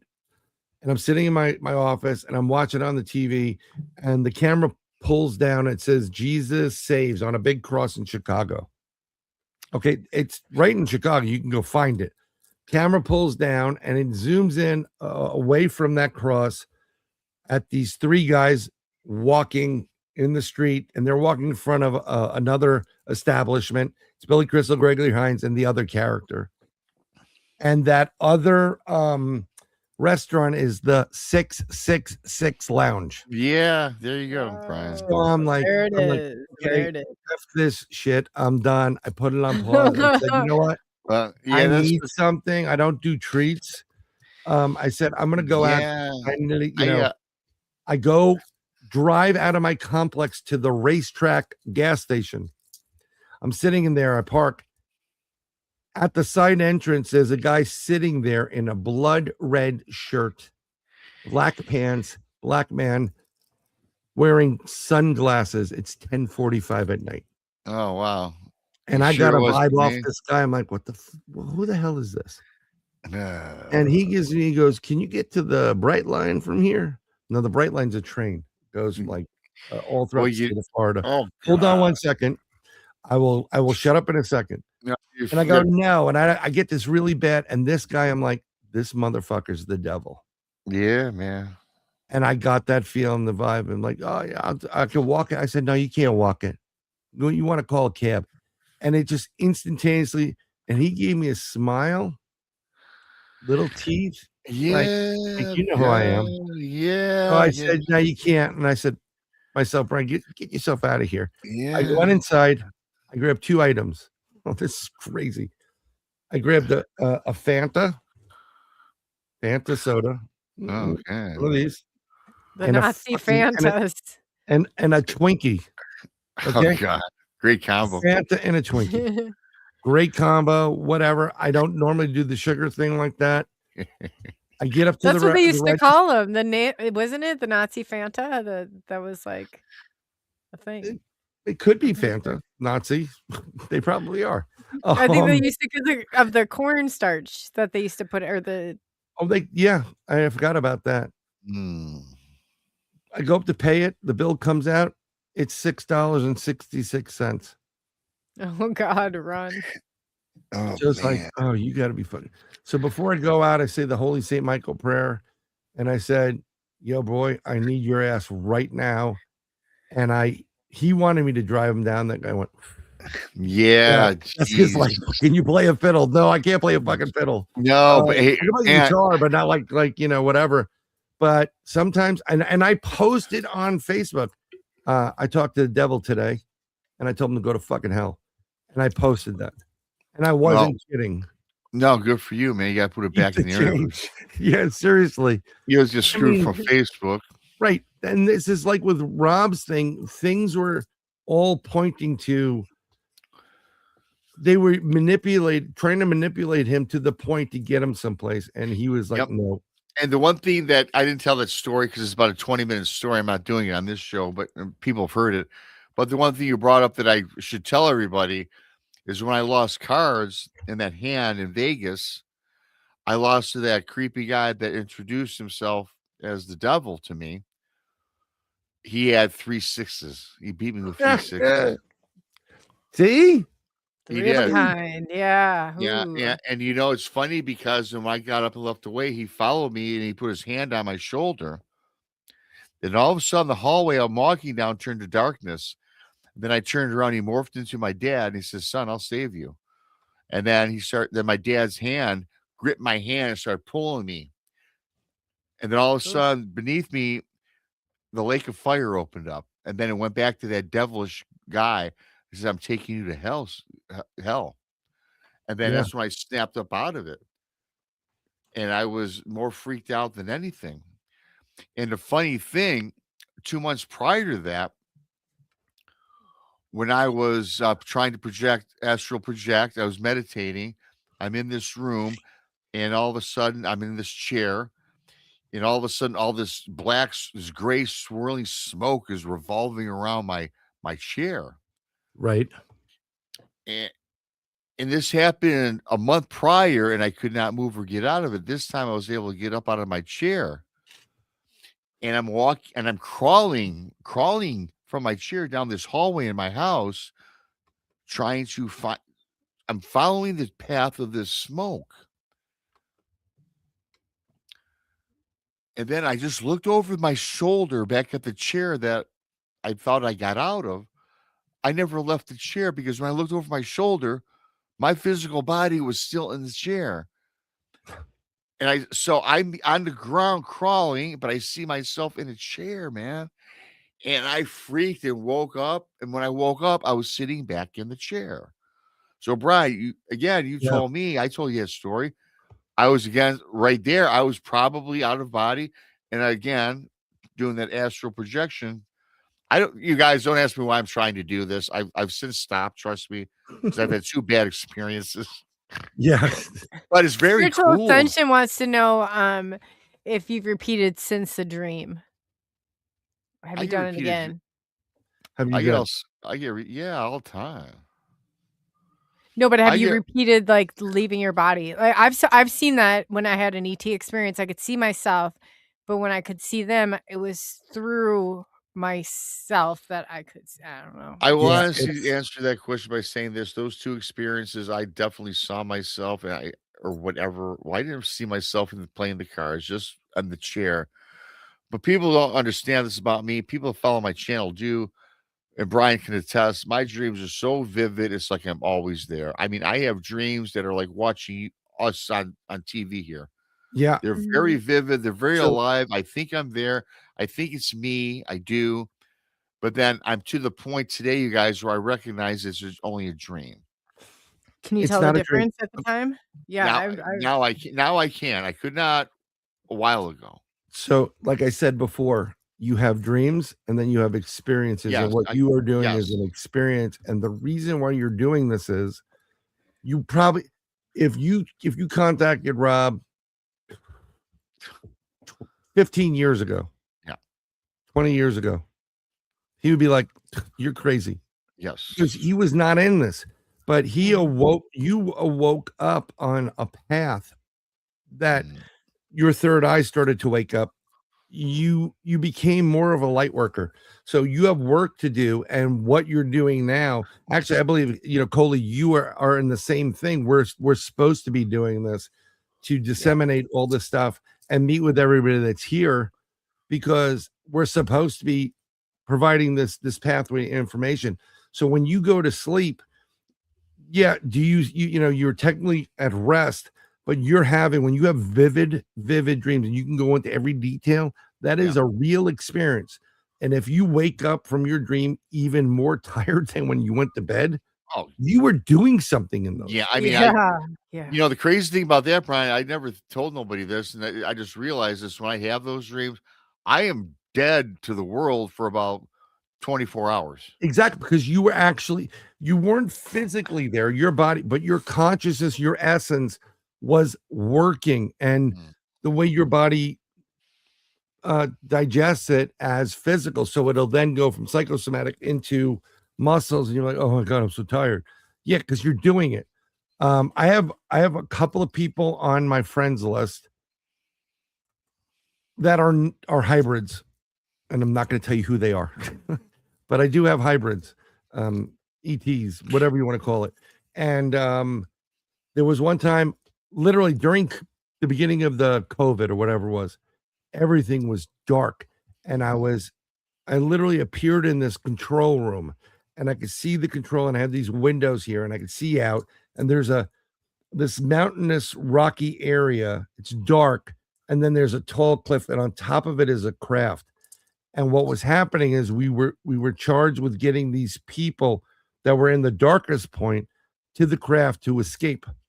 mm, And one of the entities that I met there is one of the guys that's hybrid on my friends list in Facebook.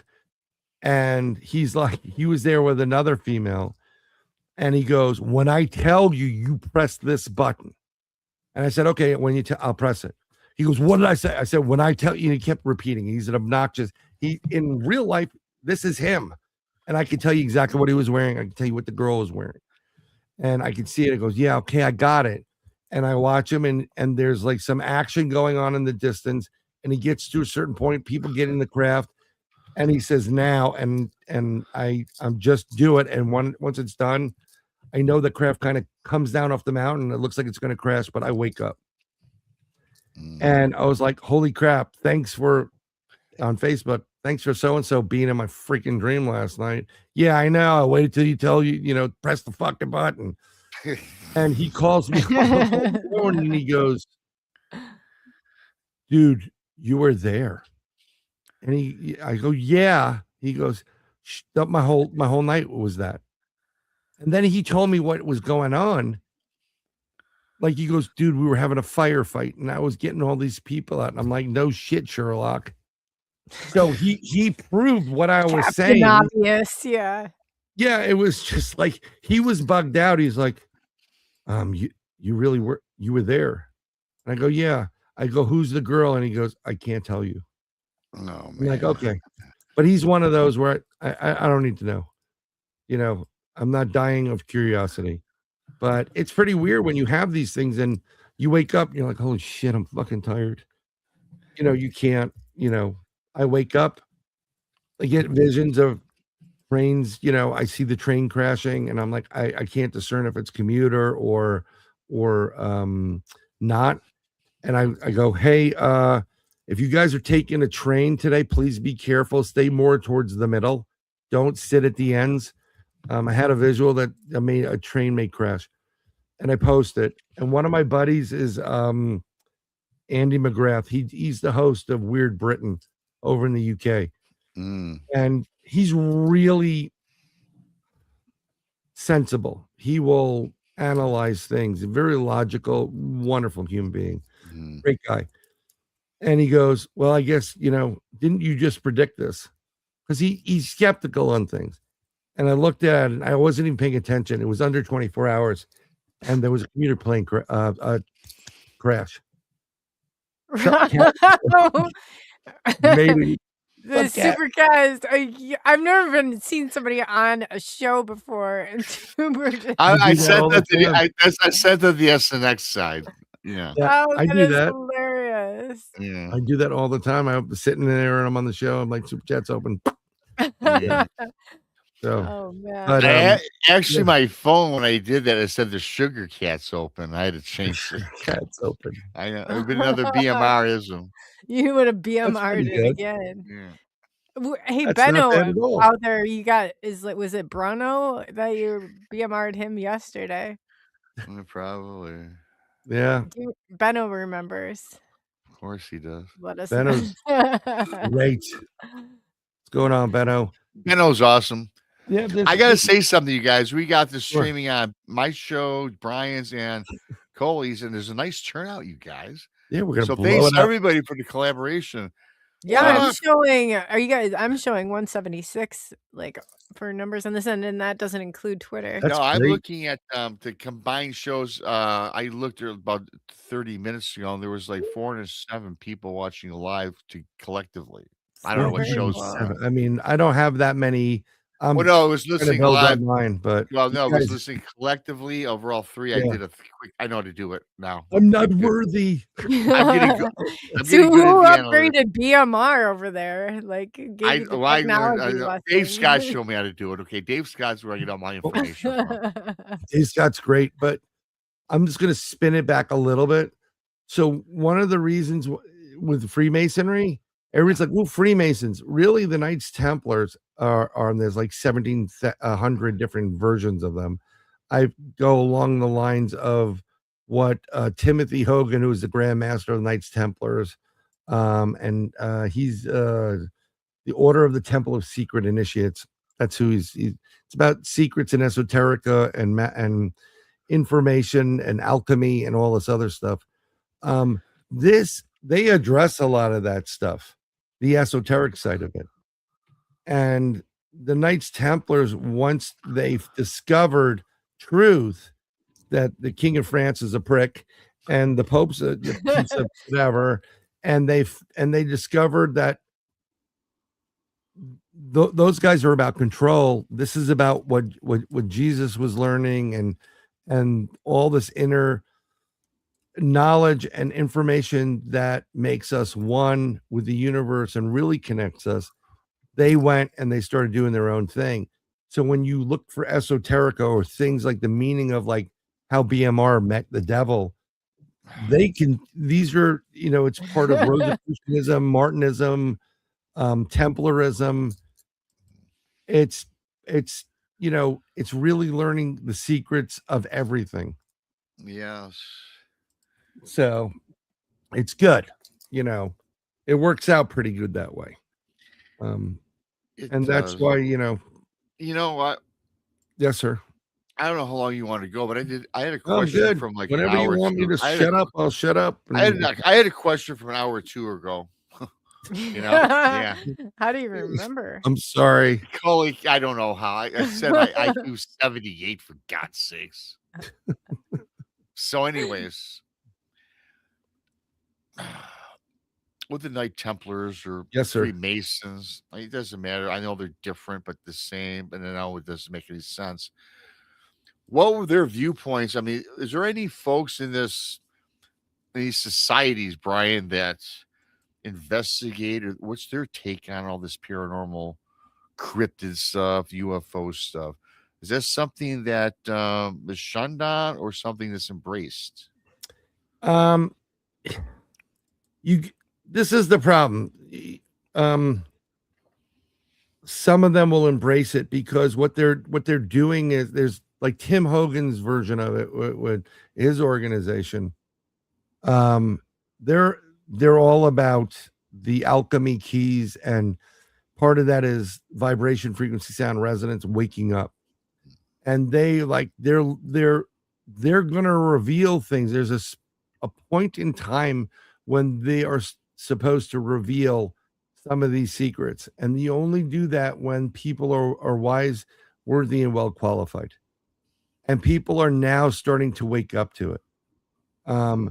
Here's something I was having a conversation with a buddy of mine about not that long ago, because the Pope.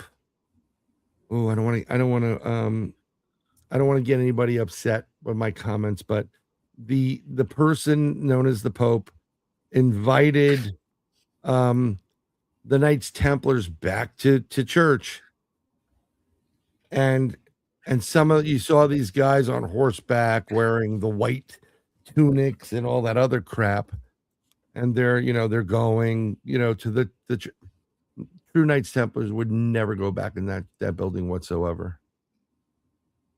They don't need redemption from heretics. Okay.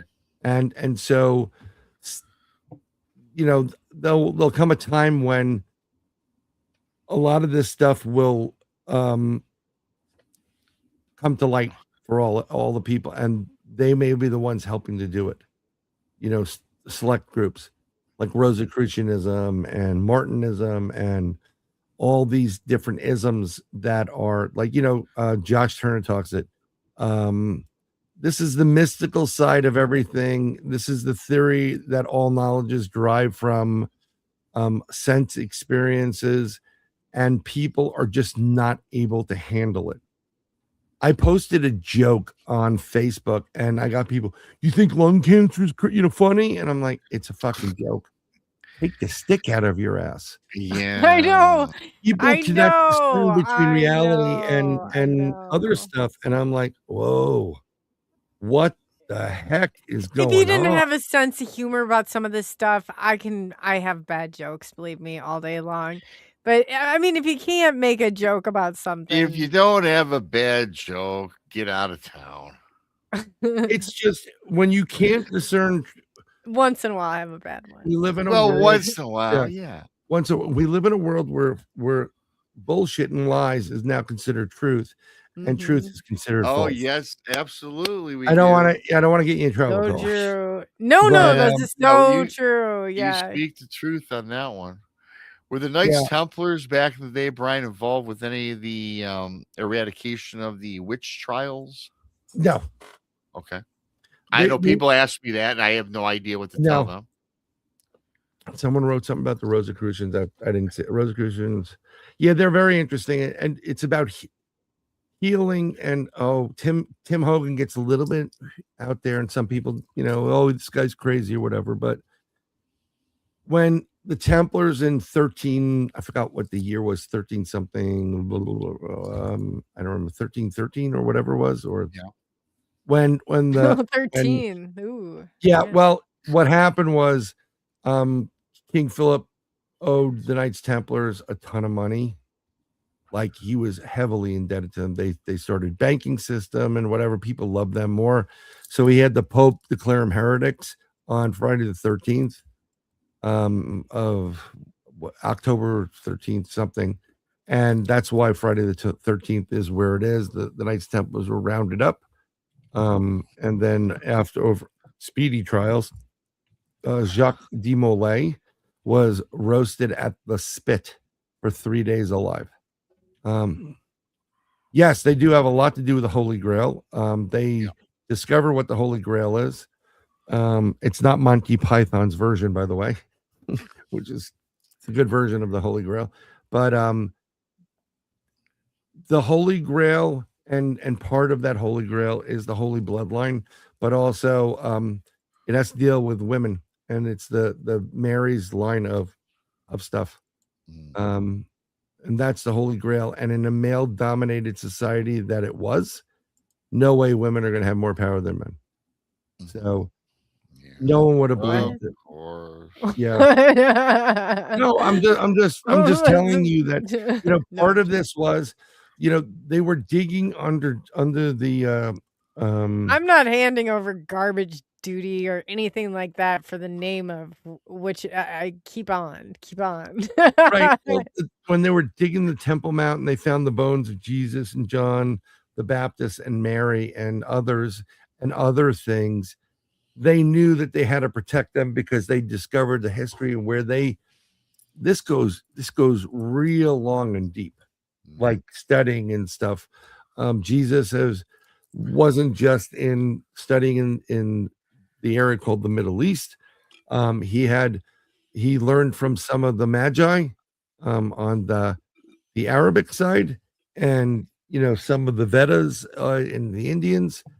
It was a lot more than this, and it's all these little secrets that to life. So yeah, Coley is queen.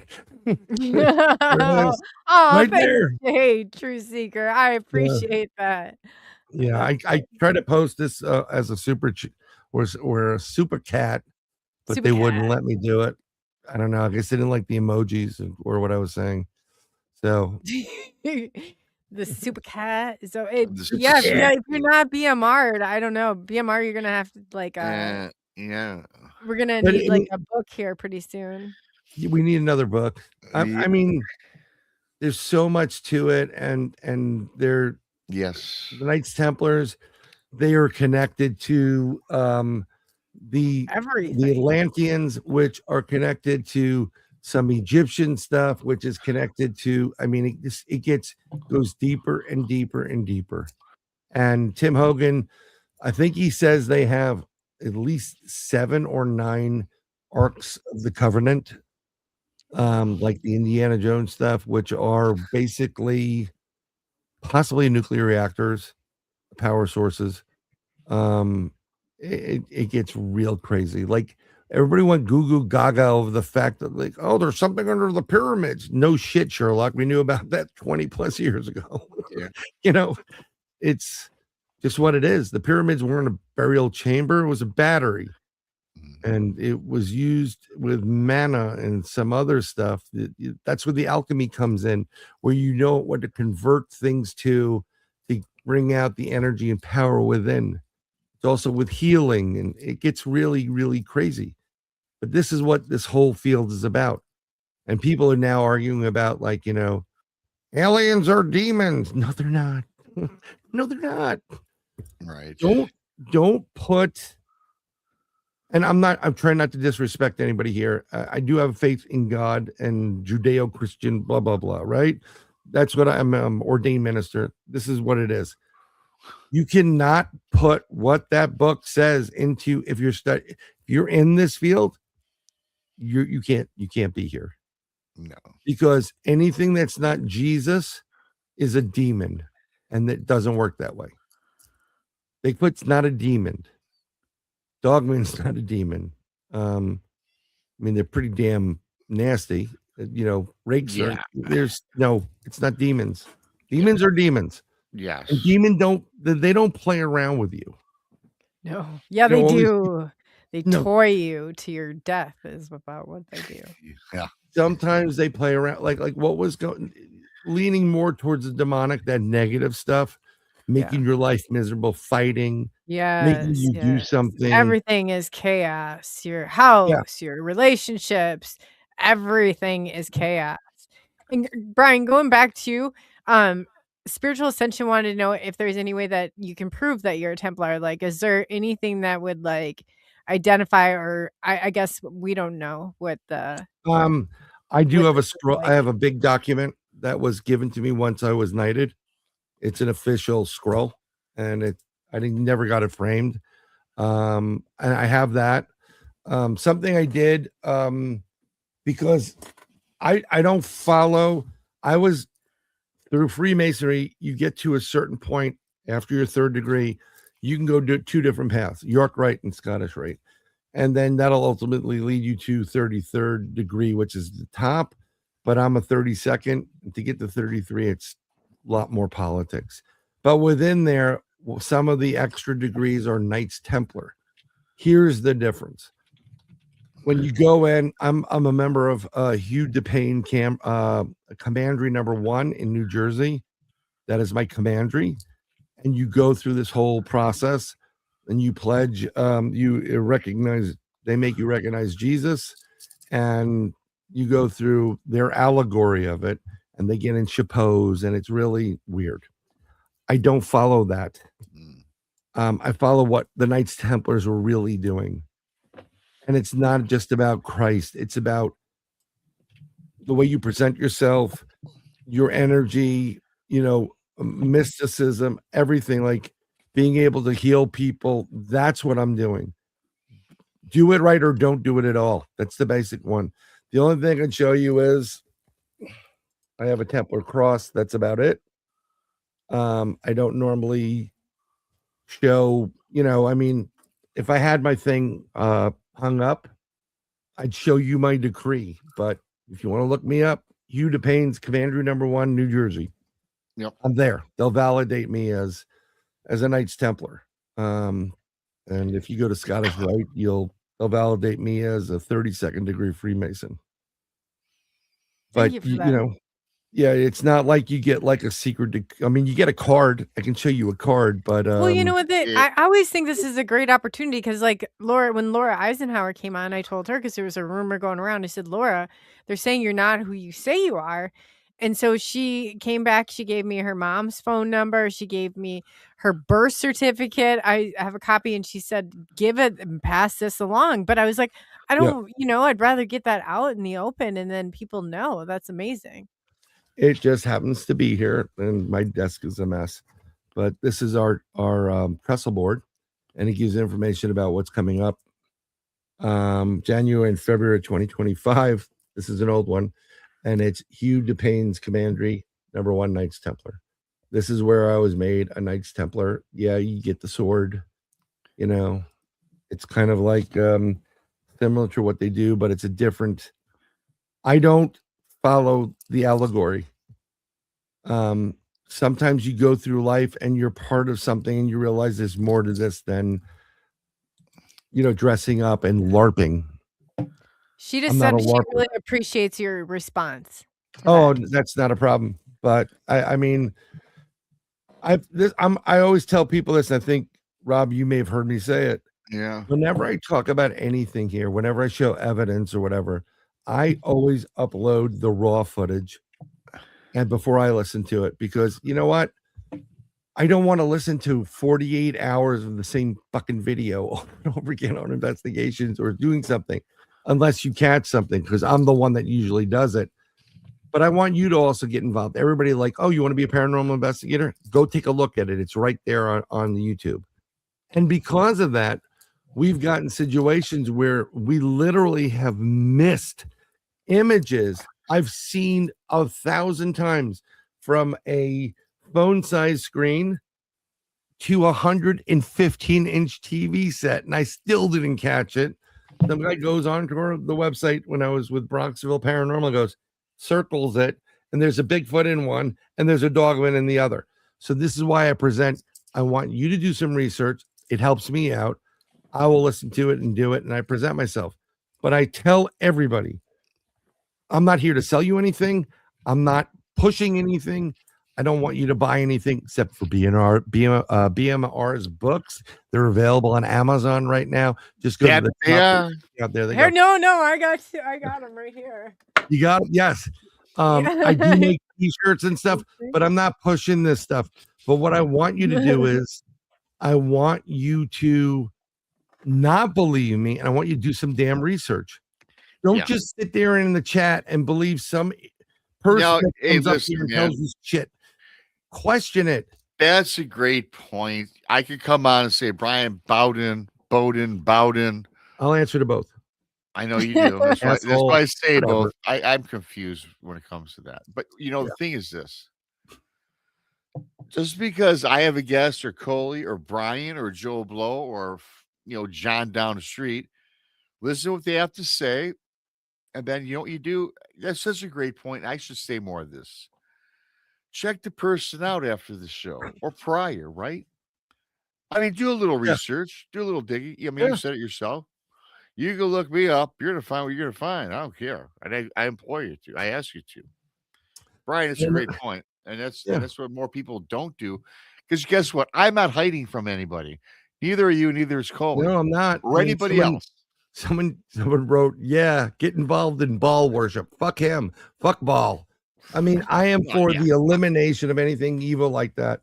Yeah, so much. That's an idiot. So no, It was funny. Somebody said that was a push. I love for BMR, and I was like, did you see? We were on it. Like it naturally happens. It just naturally happens. I appreciate it. You guys rock. I'm grabbing books. Yeah, Brian's giving me that wasn't rehearsed at all. So Ben from Oz was mentioning about one of my videos where this guy put a water bottle over his head and started smoking weed, whatever. And I throw my buddy Mark, who comes on Mark Eddie Productions, great guy, great questions. And I just put his face, we swap faces. Like you see me do the safety dance, and I'm like, yeah, I'll make fun of myself. Pop it out there. Some people believe this shit is real. like get out, get off your phone and take a goddamn walk outside. That thing is called the sun. Have you seen it yet? Yes. Jesus is king. He is king. Eventually, he will come back, kick the eastern gate, doors open, and I have this image of him saying, I came here to kick your ass and chew bubble gum, and I'm all out of bubble gum. Yeah. And when he comes back, he's not going to be the lamb. He's going to be the lion. Just so you guys know. But what's he going to be? Say that again. He's going to be the lion, not the lamb. He came here as the lamb. Yes. And he died for all that stuff. And let me tell you something. He's not happy. When he comes back, like, no. And that's why I don't want to upset people, but there's organizations in this world that get like high praise that should not get any of it. But you do you, as I said, well, you do you, boo. And I'll do me. That's right. I love that statement. Yeah, you do you. You do you. I do me. We all do ourselves, technically speaking. Yes. Yeah. And if you can't take care of yourself, you can't take care of anybody else. Yep. That's a fantastic point. Yeah. Yep. Absolutely. And it's really interesting. People get involved in stupid things and they don't know the background of certain things. And it's just crazy. Just Benno. Mr. Benno Lion was talking about James Gillian. He calls him Mr. Lion. He said Mr. Lion is no God. Okay. I mean, I've met some people that think that they've God complexes. No, this is I have a neighbor, but No. Mr. Lion is God. No. He calls James Mr. Lion, so he's making it. He's that's cool. There's things you can do. That's me. Yeah, YouTube at Bryan Bowden. I stopped doing the individual, I mean, we still have Bronxville Paranormal Society up, New York UFO Project. For people, I'll stop you right there, Brian. Bryan Bowden is a man with over 2,972 podcasts. Thanks, James Scott. Yeah, no, I have one. I have a buddy that he has one. Yeah. Although I took a hint from BMR. And oh boy, this is really important because when Rob started, it was like just one show, and then he went to 2 shows, and then you see him with Tex, and now it's like he has at least 3 shows. Yeah, he's doing. I mean, like 99% of the guests that I have had on Third Eye Live, they're all women. I'm like literally, it's all women, 99%. And people like you've had a lot of women in there. I'm like, yeah, I'd rather look at pretty ladies for 2 hours than some, guy talking about, There is well, the strategy. dog man is pretty Yeah. big and whatever. I'm very strategic. I like your thinking. I'd like to mix Yeah. it up. You got to mix it up. And you know what? Women are more open. I tell you what, some of the women guests compared to the guy guests, I have a 50-50 mix myself. They are more open to a lot of things. I find the best out of women to come on the shows, or even as my co-hosts, really, they're more open to what's going on, and they're more willing. I have found to look at both sides of the coin. Yep. I find a lot of guys, a lot of dudes, especially these old crotchety guys, they're just set in their UFO way. guys. It could be MUFON Joe. I don't know. You know what I'm saying? Yeah. Yeah, you know what I Move mean. on, Dave. Yeah. Yeah, of course. MUFON Dave, who can't forget him. But people, I tell you what I love about what I do, Coley, Bryan, a few other people that I love and respect. I don't like the people that have the blinders, right? Right. I just believe that Bigfoot is an ape, or I just believe that a UFO or an alien is a demon, and they don't have the mental fortitude, man, to think out of the box and explore other avenues. That's the only reason we do these shows, is to have conversations like this. I don't care if I disagree with you and vice versa, but you know what happens? You learn, and then you're like, Yeah. you know what? Yeah, maybe I was all wet on that. Maybe this guy makes sense. So when you do research, and if you really want to try to do research, first of all, unless you're a scientist, don't pretend you're doing science. Yeah. Okay. You're right. Exactly. There's yeah. somebody, I used to be with an organization. I left that shit because there's somebody on there claims to be a PhD, and she really is a chat GBT PhD. Okay. Full of shit. And is admitted to using it, and backpedals and stuff. But when you get to this crazy world of extraterrestrials, cryptids, whatever it is, you're going to get the people there that are more the science side, and then you're going to get the people there that are like, yeah, how much meth has been smoking this week? Wow. But you can't just discredit it. You have to take it all in, listen to them, put it in the book, because you may down the line meet something or have an experience where, that meth guy was right, actually, this time around. And the one that does not eat, sleep, that does nothing but follow you all day long. Oh, yeah. Yeah, it gets really They've weird. got to But know something, but I mean, they do. I mean, they're watching always. well, I love. I know a couple individuals who's have kids that are mentally challenged, and I'm just good with people in general, and then you ask them questions and they'll give you answers, and they'll say, no one ever asked me this, and I'm like, okay, I'm just asking, what do you know? And these kids pick up on some shit that it blow your mind in relationship to the esoteric, and where do you think they're coming from, and like extraterrestrials, and they'll say certain things to you. Take everybody's opinion and put it in the book and keep it as research.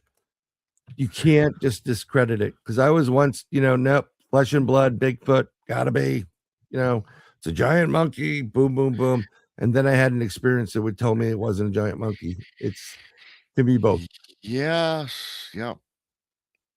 I, for the longest time, thought mine was a part human, part demon.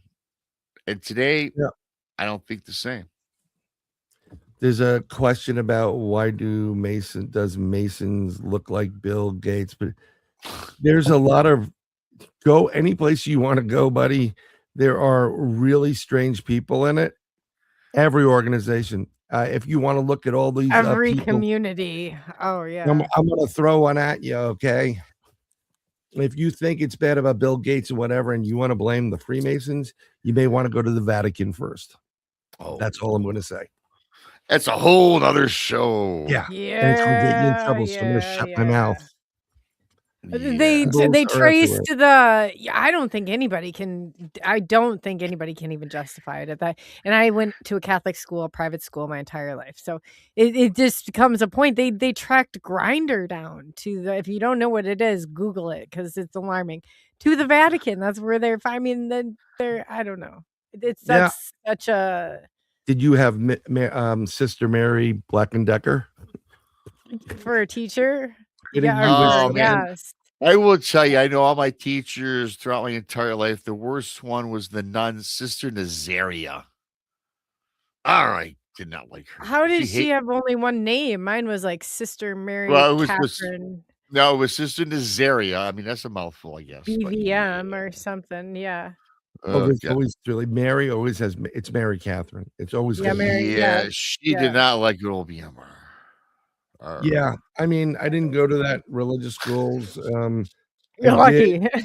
And I had a lot of friends that went there and like, dude, just got the crap beaten out of me by sister, blah, blah, blah. Some of But the they didn't penguins have were the just rules. nasty. Yeah.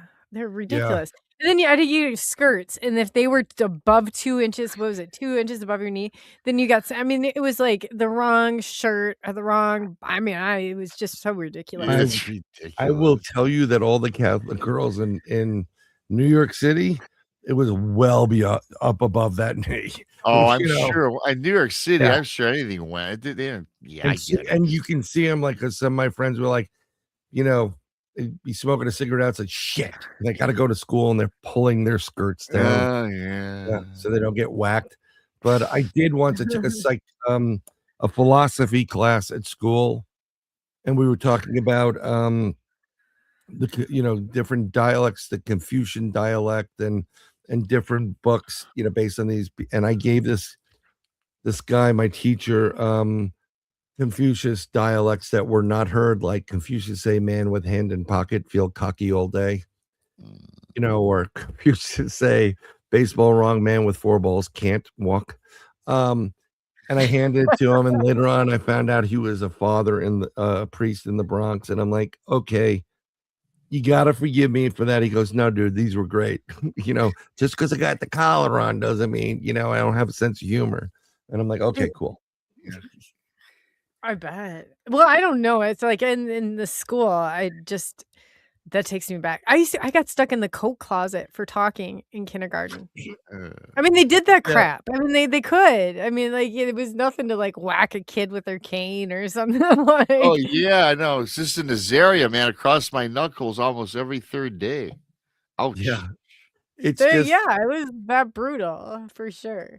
it's when you go into these religious institutions, no matter what it is, temple wise or church or whatever, those church ones, they had the parochial schools. Oh my God, how much freaking incense you guys run through.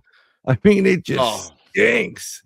It's just like, oh crap. It smells like frankincense and myrrh. Let's do something about this. Are you talking about church, the Catholic Church? Well, yeah, because part of the parochial school that my friends went to, they had to go to mass, and that was part of their day. And they're bringing out the goblets of fire.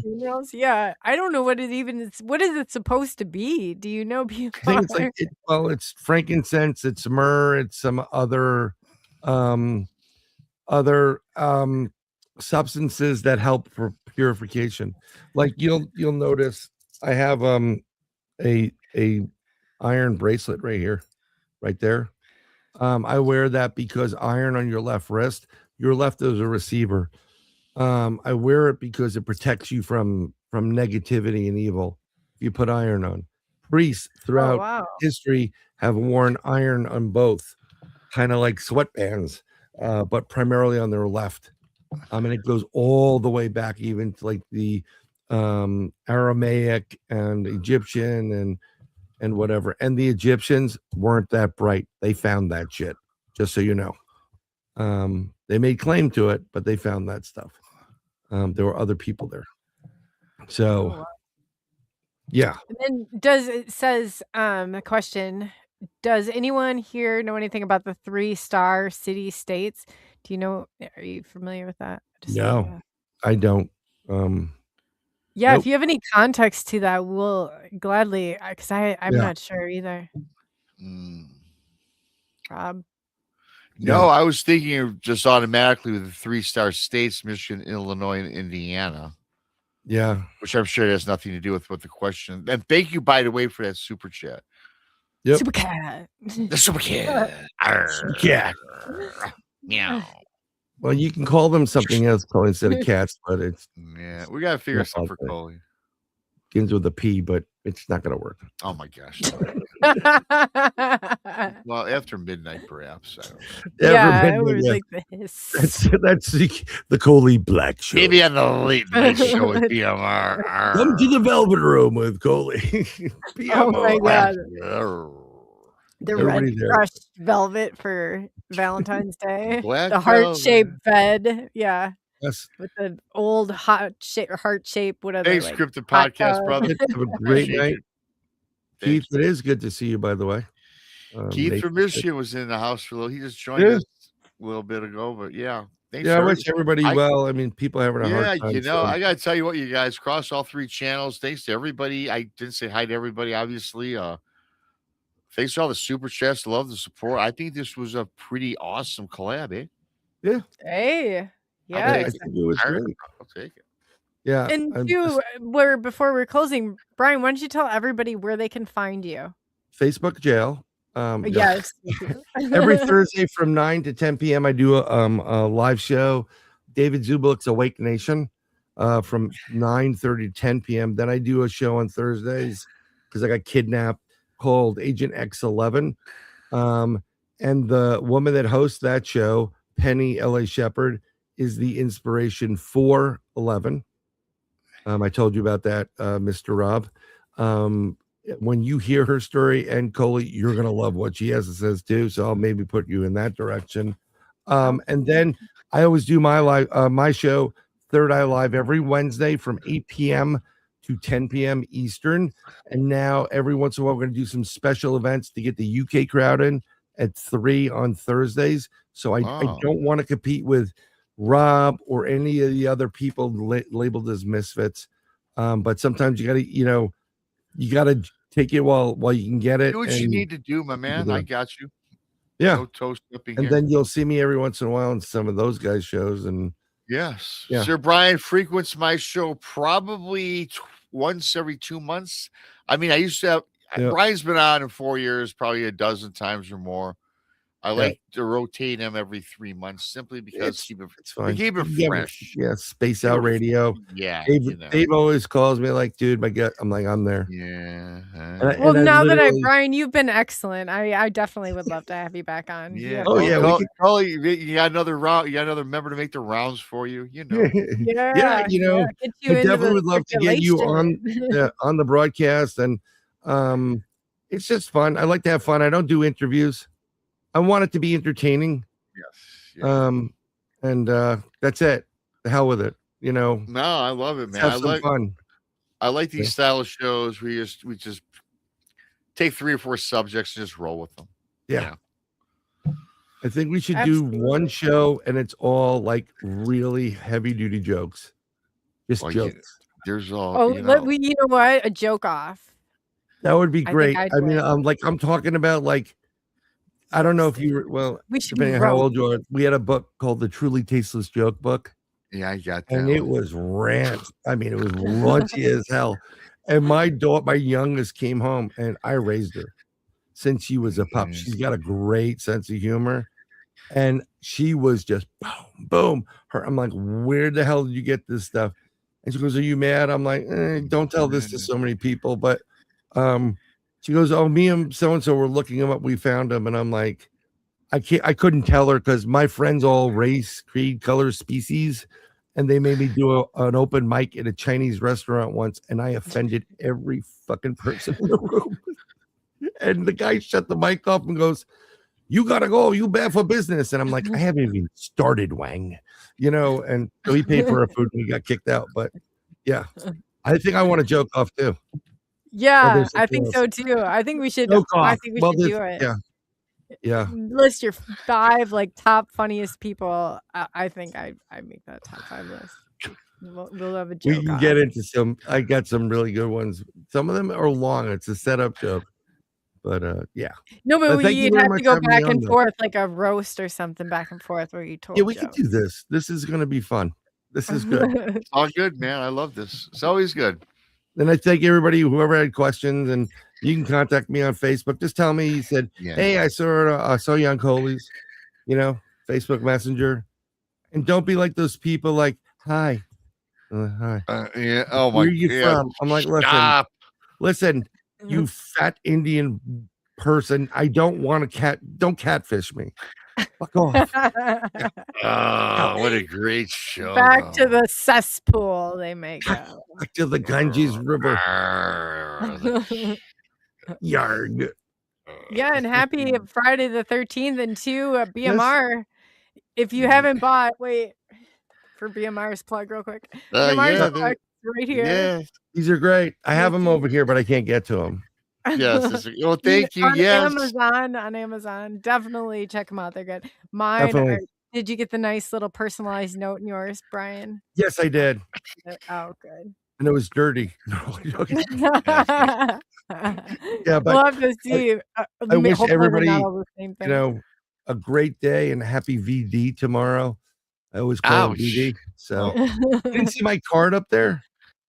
I created a card company called Bowden Card Company, and it's straight. I mean, I have this. This is my company. Like, I'm sorry for your loss. And when you open up, it says, congratulations on your inheritance. Like really weird shit like this. So the card is all roses, and it says, roses are red, violets are blue.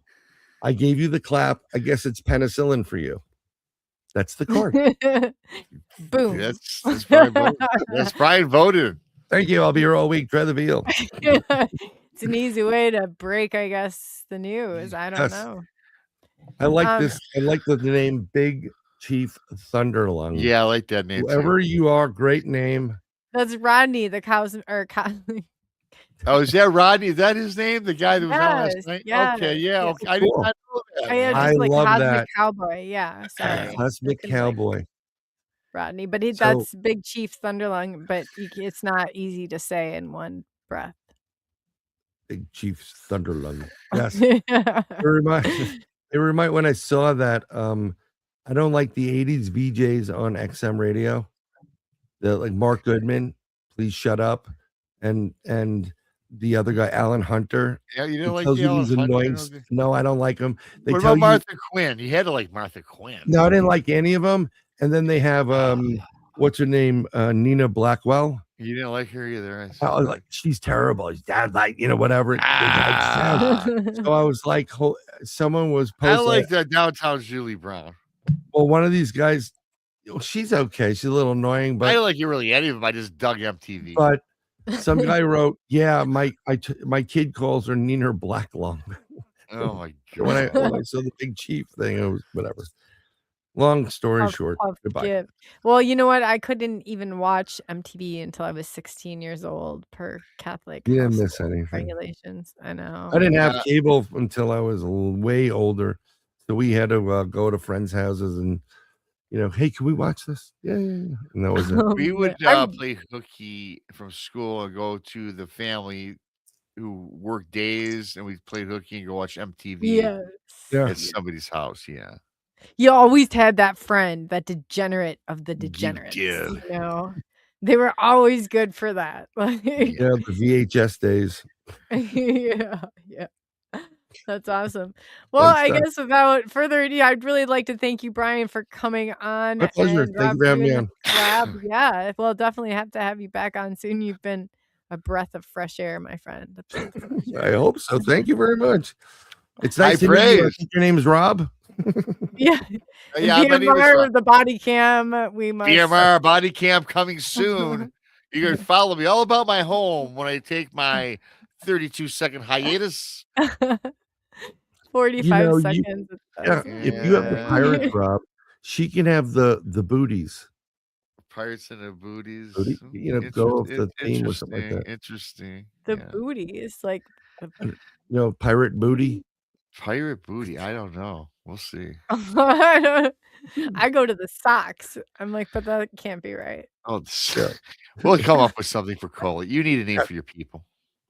Yes. You don't need one. You don't need anything, Coley. But yeah, I think that's a good idea. They would, the booty side, like that could Booty just, side. it just won't work. Yeah. But keep them coming. Keep them coming. There we go. Well, And so I guess then one will closing. eventually will hit. And thanks everybody in chat for being here, by the way. Yeah, I want to Right. thank everybody for on Brian's channel, mine and Coley's. You guys all rocked. It was a nice collaboration, nice mix of people all throughout, which is great. If you're new to any of the channels, I do subscribe to Sir Bryan Bowden at the Third Eye Live, Coley, SNX Radio, and Bigfoot Mission Rob, of course. And yeah, let's do it. Thank you so much. Okay, let's do it. So, on behalf of SNX Radio, Bigfoot Michigan Rob, and our special guest, Bryan Bowden, we'd like to thank you for taking the journey into the unknown. And until next time.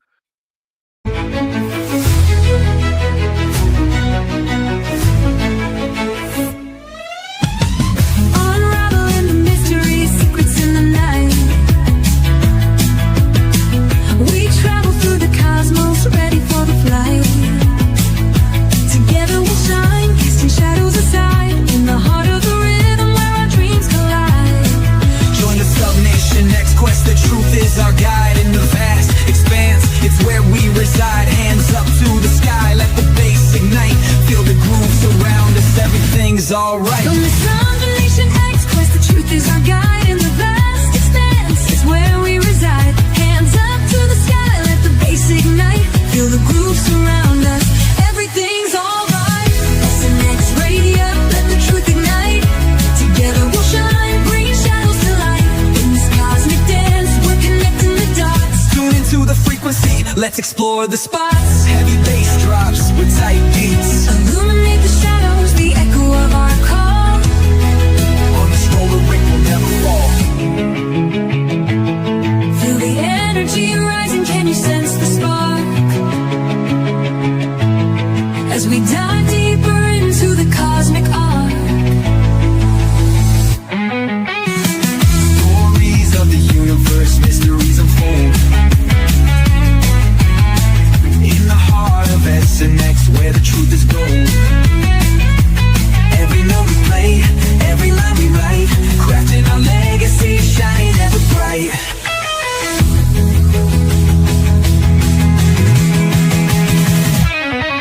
SNX Radio, let the truth ignite. Together we'll shine, bringing shadows to light. In this cosmic dance, we're connecting the dots. Tune into the frequency, let's explore the spot. Here in the spotlight, we're taking our turn. With the fire in our hearts, let the passion burn. SNX Radio's call, ringing through the air. Together we rise, together we dare. So join us now, let the rhythm flow. With SNX Radio, we're ready to go. Unraveling the mystery side by side.